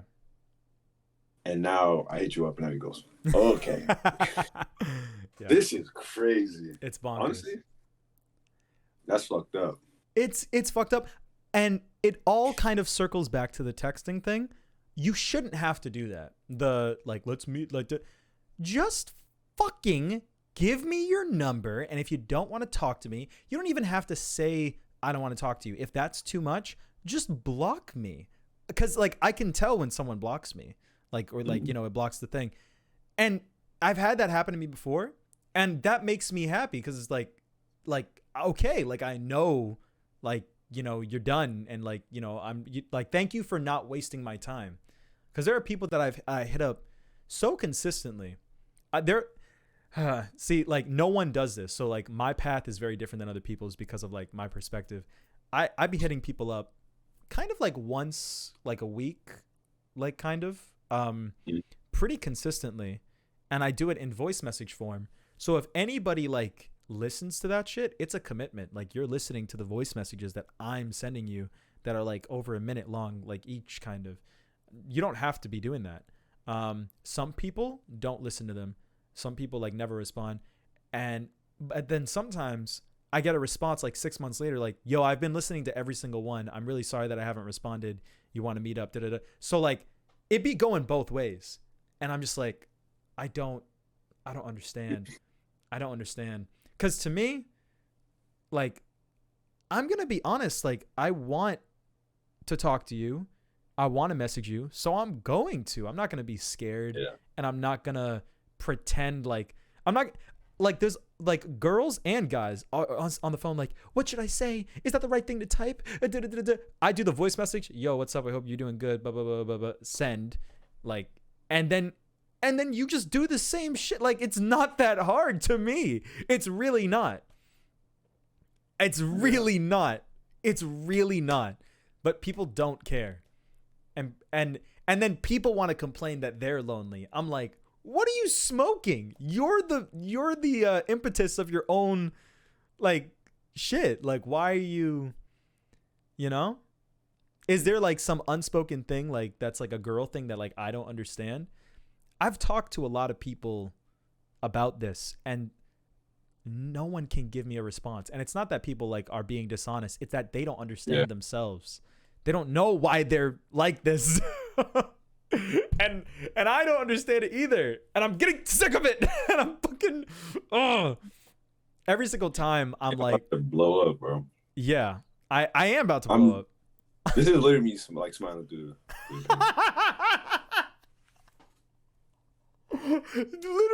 Literally me all the time. Like all the time. It's fucking This month has been the most painful month, like in that regard.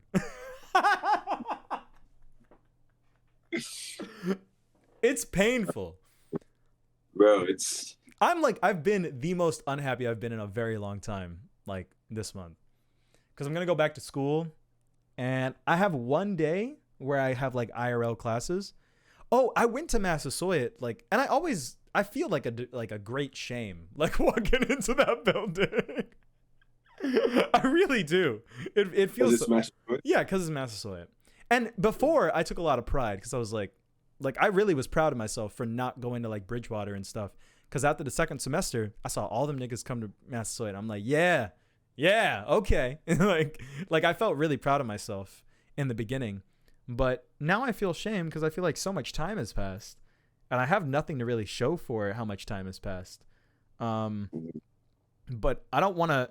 A part of me blames it on myself, and then another part of me blames it on other people for kind of not pushing me or like not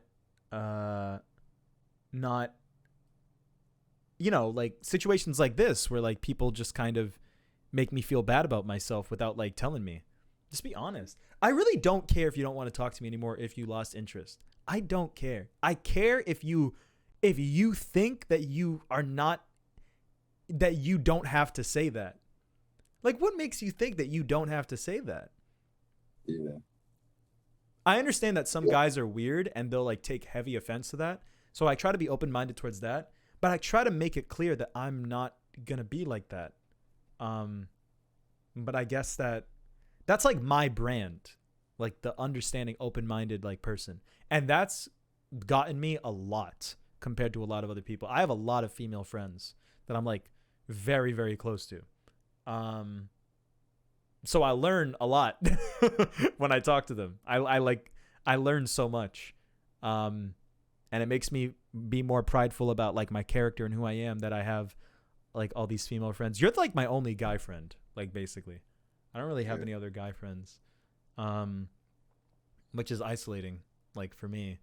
But like that results in me kind of, I don't know, that makes me feel like Alan. And Dude, it's like I feel like Alan right now. Yeah. And I feel like people don't get it because like I feel like a lot of people I feel like a lot of people feel like Alan, but yeah, I feel like a lot of people I feel like I am literally Alan. Like all my friends are female. I'm not friends with like any of the Kens. I used to be friends with like Ema and like Keandro, but like I stopped talking to them for like the reason like of like Barbie, of that movie, because like I found it all to be like kind of not healthy, like the things that they were saying and like the way they were acting, especially when it came to like women and stuff, and I felt like that toxicity was fucking up my game. I'm like guys, I remember one time we were at the movies and I had like a great window to talk to this girl, and then like I heard like Ema and Keandra being like, damn bro, look at her ass. I'm like, all right, I am not gonna talk to her with you guys present. Like I can't do this. I was so mad. The bag was right there. It was in my grasp. It was at an arm's length. Ugh. Man, I'll never forget like when I was young, like when I was like 18, like 19, going to the movies was how I would like, there was a period where I was like, I'm going to try to meet people by going to the movies. And I remember I saw like this really good movie. And it was kind of like a fucked up like horror movie. And I watched it and I was like, and there was like a girl and I was like, dude, that was fucking amazing. Like, wasn't it? And she was like, don't fucking talk to me. I was like, I was like, holy shit, bro. And that shit like scarred me. Like I dream about that day. I was like, oh my God. And then I tried talking to someone else and they like kind of had the same reaction of like, get away from me. I was like, and I was by myself because I was trying to separate myself from like my boys at the time. And I was like, oh my God. And then people asked me like, what's wrong? Like, why are you so nervous around people? Like, why do you like not have confidence? And I'm just like, because I had my Oldboy arc. You don't understand. Man, I've had some like very negative stuff like that happen. And then it makes me feel bad because then I feel like people have gone through worse like in their lives. And like, I'm sitting here complaining that I don't get pussy or like girls don't talk to me. But I hate being alive, Manny. I hate this. What's the girl's name in Synecdoche? Hazel. I need you, Hazel. Dude, I need something. I need something. Ugh. Yeah. And Manny, I try my best. I try my damnedest to. I need to pat myself on the back. I really am on some superhero type shit when it comes to this. Who's the last person that hasn't jerked off in like over 2 months? Nobody. I am an anomaly. I am Miles fucking Morales.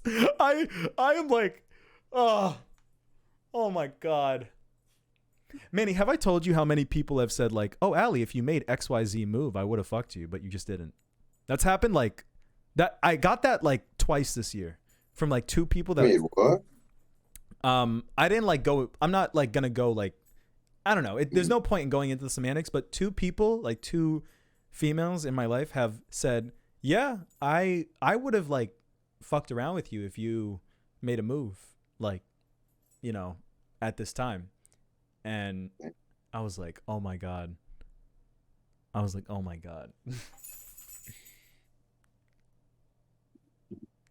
The window had passed.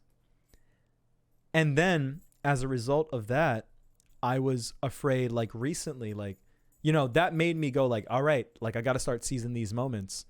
And then I like tried to seize a moment recently. And I think I like offended like my friend. And I think that they like don't like want to talk to me anymore. But it wasn't like that bad. Like I didn't put my hands on nobody. So, but I was just like, without going into detail, like I was still like a good guy about it. But in spite of that, like, I don't know if I'm ever going to talk to them again. And I'm so upset. I'm like astronomically upset about that. Or maybe I'm just bugging and maybe they just haven't responded. I don't know. I don't know. Bro, you're never gonna know. Yeah, but I can know if they just fucking respond. Bro, they're not. But that's the thing. This shit's ridiculous, bro. It is ridiculous. I hate this, Manny. I fucking hate this. I'm so unhappy. I'm about to buy Armored Core 6 and just waste away for the next like 100 hours. Bro, I was literally thinking about fucking playing Elden Ring again, bro. Oh my God. And then it makes me embarrassed because then people ask you like, you know, you do finally talk to a girl and it's like, oh, what have you been doing? just be like, you know what an Elden Ring is, baby? Can you see it? Bro. Yeah. Oh my God. It's so gay, bro. Ah. I hate being alive.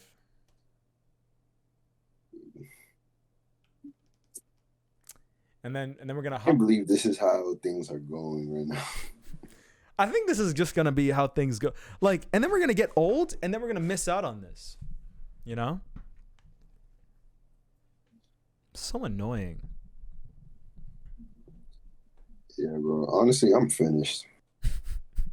Don't say that. I'm finished, bro. I'm finished too, but I'm so like I'm honestly Ali, I'm really mad. I'm mad too. I'm fucking furious. I'm really mad that I just got left on open. Yeah. Like, bro. And I cannot tell you how upset it makes me that like people consciously are like, I'm gonna do that. Like when I hear my friends say it, like there's a fuse that like lights in me. I'm like, whoa. Yeah. I just fucked up, bro. It's fucked up. It's gonna happen to you, then you're gonna be bugging out. I don't know why they do it, because I think, to be honest, Manny, I think they do it because it does happen to them and they like they don't bug out. Well, they did bug out and they feel like they. But if you do that, then like none of your relationships are really genuine. You know? They just want to pass off that pain to somebody else. Like they got fucking fried by Chad like a month ago. Now they want to just fry someone else. I Like, yeah, I like don't even know. you asked for my snap for me to hit you up, for you to ghost me. Okay, Yeah. I think that that's they I think that that's they're so I think maybe their genuine friendships reside in like other girls, and I feel like they have to revel in their it's I don't know, it's kind of like Barbie. Like they have to kind of acknowledge like we're here for each other. And I feel like for me in times like these when like the girls are doing their thing, making me feel bad, um I need to like confide in my boys. But I feel so much shame being a guy. I don't like I don't feel like enough. I don't know. dude, I don't know. bro. I'm finished, bro. Bro, she was fire. Yeah. That's the thing. I would have been tripping if it was just, you know, Yeah. And it makes me think like when I fuck, she was fire. yeah. That's the thing. Like, I can't just sit here and be like, fuck that bitch. That bitch is ugly anyway. Bro, she was fire. And I remember like right after the interaction when I went to the bar, I was like, dude, I just want to lock in with her, bro. Like, I was thinking that the whole time. Yeah. But we're helping an elderly. Yeah. I feel like I need to be more in the way that the girls kind of do that like with themselves. I feel like I made the wrong call of trying to play both sides. I feel like I really do just need to be on the guy side. I feel like I would be happier cuz I feel like that's Like, just like, like cuz I feel like girls do that because it's very nuanced and I don't know how to like articulate the whole thing, but I feel like girls do that um because they confide in their girlfriends to like, you know, hold them together like in that when they're playing those games, and they play those games because they don't want to be hurt, you know, in the way that you were explaining, like they don't want to get ghosted and stuff or whatever. Um and to kind of avoid that for me, I feel like I need to kind of do that but with the boys. But like I don't know, it's still bad. Like I should just be able to message people. yeah. I had like a really deep conversation with a girl recently.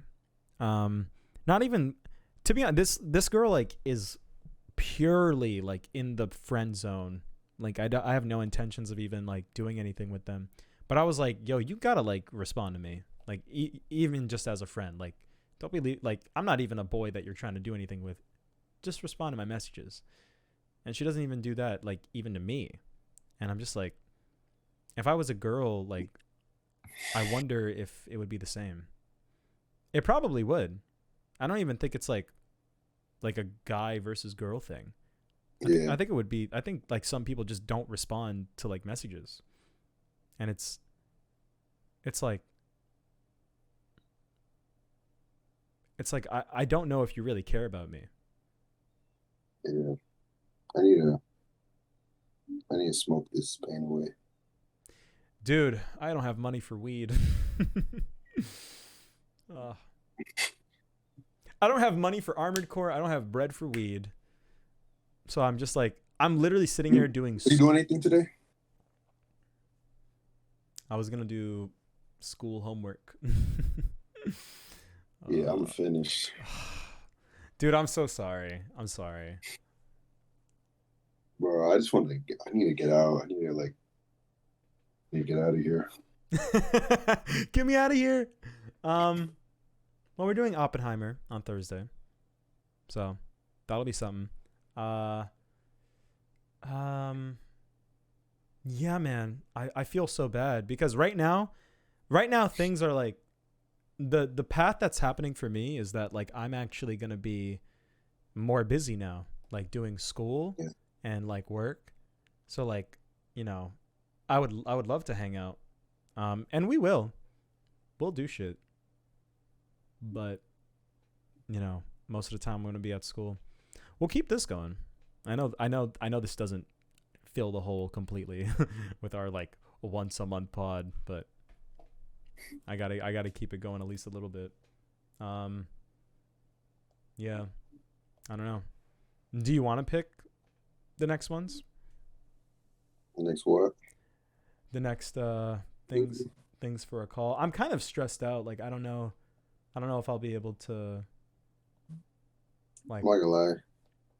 I'm kind of stressed out too. Yeah, it's okay. We don't have to pick anything. I'll keep in touch regardless. I feel like we don't have to pick one now. You just pick one. Yeah, whenever. Yeah, man. I'm looking at my calendar right now. That's why I keep looking over here. I'm just like, it's so much school, bro. I'm so unhappy. This is gonna be my life for the next 3 years. My 20s, flush down the drain. So unhappy. God damn it, bro. I do think a lot of it is America. I think people are like this like in other places, but they're not as bad. When I go to Canada, Manny, it's not that bad. It's not this bad like over there.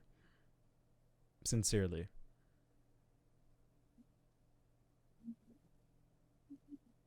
God damn. Dude. Smiling through the pain.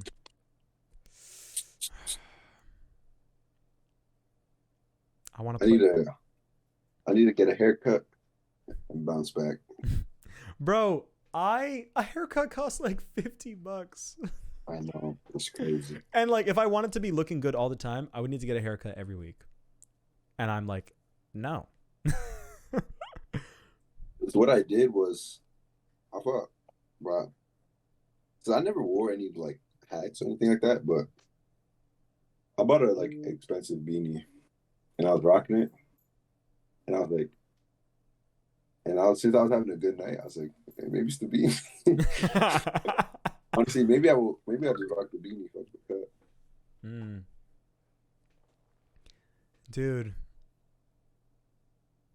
I feel like now when I talk to like some of my female friends, I kind of realize that like I'm really low on the totem pole. Like people like me, but when it comes to like my looks, people do not like me, and that makes me sad. Like I have the face, but I'm not buff, and I don't have clothes. I have clothes that I like. See, I like myself. I don't really feel like I need anything else, but other people seem to feel like I do. At least the people that I want, Manny. Do I change who I am for them? Yes. The answer is yes. I betray myself. I do whatever the woman wants. And that's why I like that part in the movie where Ken's like about to kill himself. I'm like, yeah. Yeah, just die, bro. Die. If I'm Ken, I'm flying back to the real world. That's why I like low key like was frustrated about the movie the first time, because I'm just like, bro, I'm not Kenneth. I'm never gonna be Kenneth. I do need a woman's acceptance. I do. You need what? A woman's acceptance. I do. I do. I just want to watch Monster with a girl. Me too. Yeah, that's not happening. I don't know. I just feel like it's been like 3 years for me. It's been. You heard what I said? Yeah. It's been 3 years for me since I actually like did something. It's been. My first and only time was 2022. Right? Yeah. It was May 2022. And dude, it's been like, honestly, this year felt short, but like I've been like in pain the whole time. I've either been in pain or like working and just letting the time go by, which are both bad. Yeah, I know. And I spent like a whole day like this week hanging out with the girl that I like hooked up with, and just kind of like seeing how things are going with her. I don't know, it makes me like, I don't know, she talks about how things are like not perfect with her, and she's like, she the reason why I'm still in touch with her is because there are some good ones, Manny. She does respond.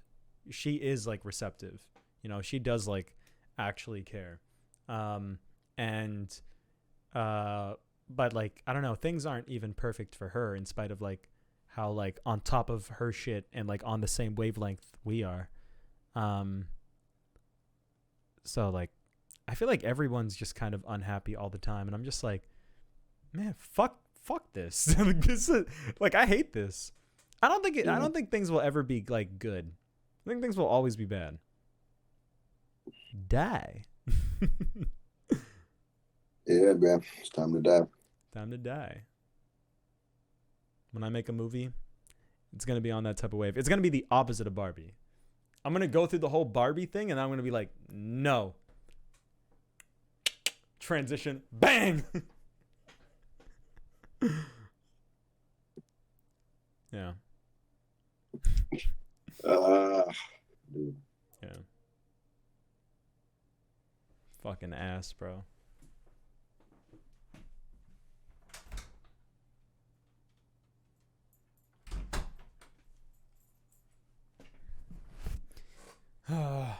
Yeah, I'm sorry.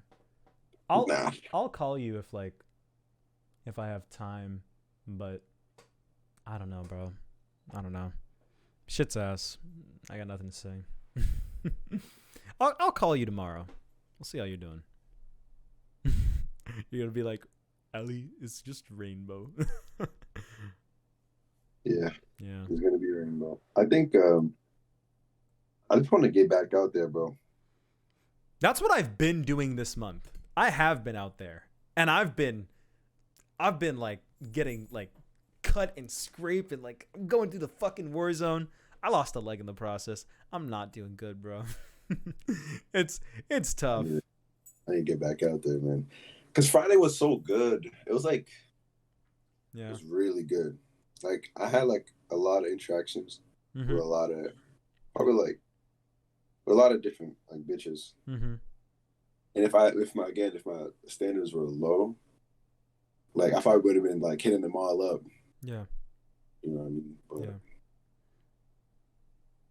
maybe I just need to lower my standards, dude. I gotta work my way up. Mm-hmm. Yeah. And right now, me just playing Rainbow, jump to the bad bitch. I don't even know if there's a science to it. But I do think money. I hate to be like this simplistic, but I do think money and yeah, money. like money and status. Yeah, but I don't really want those things. I mean, I guess I do. I guess that's why I'm going back to college. You do want money. I do want money, yeah. And I do want money for that reason, like, you know, partially. Yeah. Dude, it's hard for me to kind of not see my existence revolve around females. Bro, I hate to see it that way, because I feel like the whole point of like the Barbie movie was like, stop thinking about it that way. And I'm like,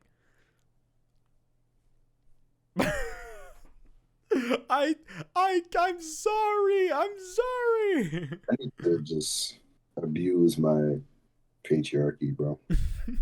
Oh my god. I love how unfiltered you are. You're gonna get canceled. And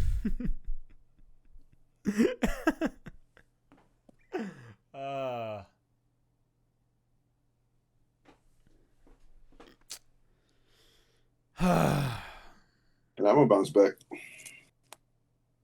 Good. I'm gonna bounce back. I don't even feel One like. thing I want to learn. What's up? Real quick, without even like, I want to learn how to come out here, because of course it would save a lot. Yeah. But like, I just want to quickly be able to just trim my mustache and just line up my beard. You know what I mean? Yeah. Like, I feel like I can learn that quick. Yeah. Shit. I'm not that great at it, but I do it to where I think it's passable, like when I'm walking around. Yeah. I don't know. Maybe I look like shit. Who knows? I don't have high standards for my looks. Like, I don't feel like I have to look like $1,000,000 all the time. Like, I don't really give a shit. There are times where I look foul and I look disgusting, but there are times where I'm like a 7 and not a 10, and I'm just like, yeah, that's okay. Yeah. I mean, I didn't have like a beard. I mean, I didn't have a lineup or anything. Yeah. On Friday. Man, I always get a haircut. Like every time I go anywhere, I always feel like I look like shit without it. Yeah, I feel like I look like pretty bad on it. I think my mustache is really bushy. Man. I'm looking like a Red Dead character. Yeah. Yeah, I don't want to give up, but I'm starting to feel like it. It's not even that I'm giving up. It's that like I just don't have money to be going out every week. I would be in the club every weekend if I could. Fucking they're losing your mind. What else am I gonna do?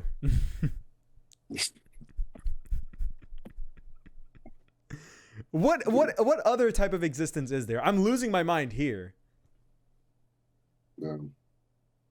Armored Persons. I can't accept that. Real, bro. Huh? I can't believe this shit. I know. I can't accept this. I don't like this. I hate this existence.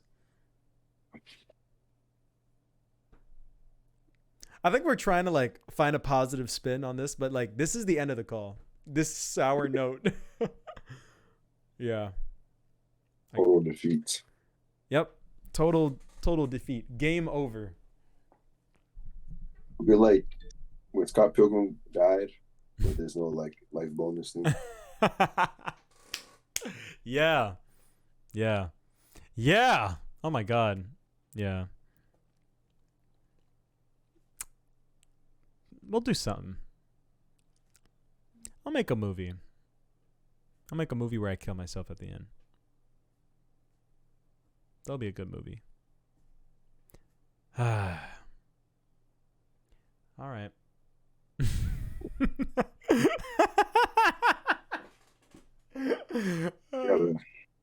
I gotta call Lewis. Maybe he got answers. Oh no, he don't. Nah, I know he don't. You gotta do homework. Yeah.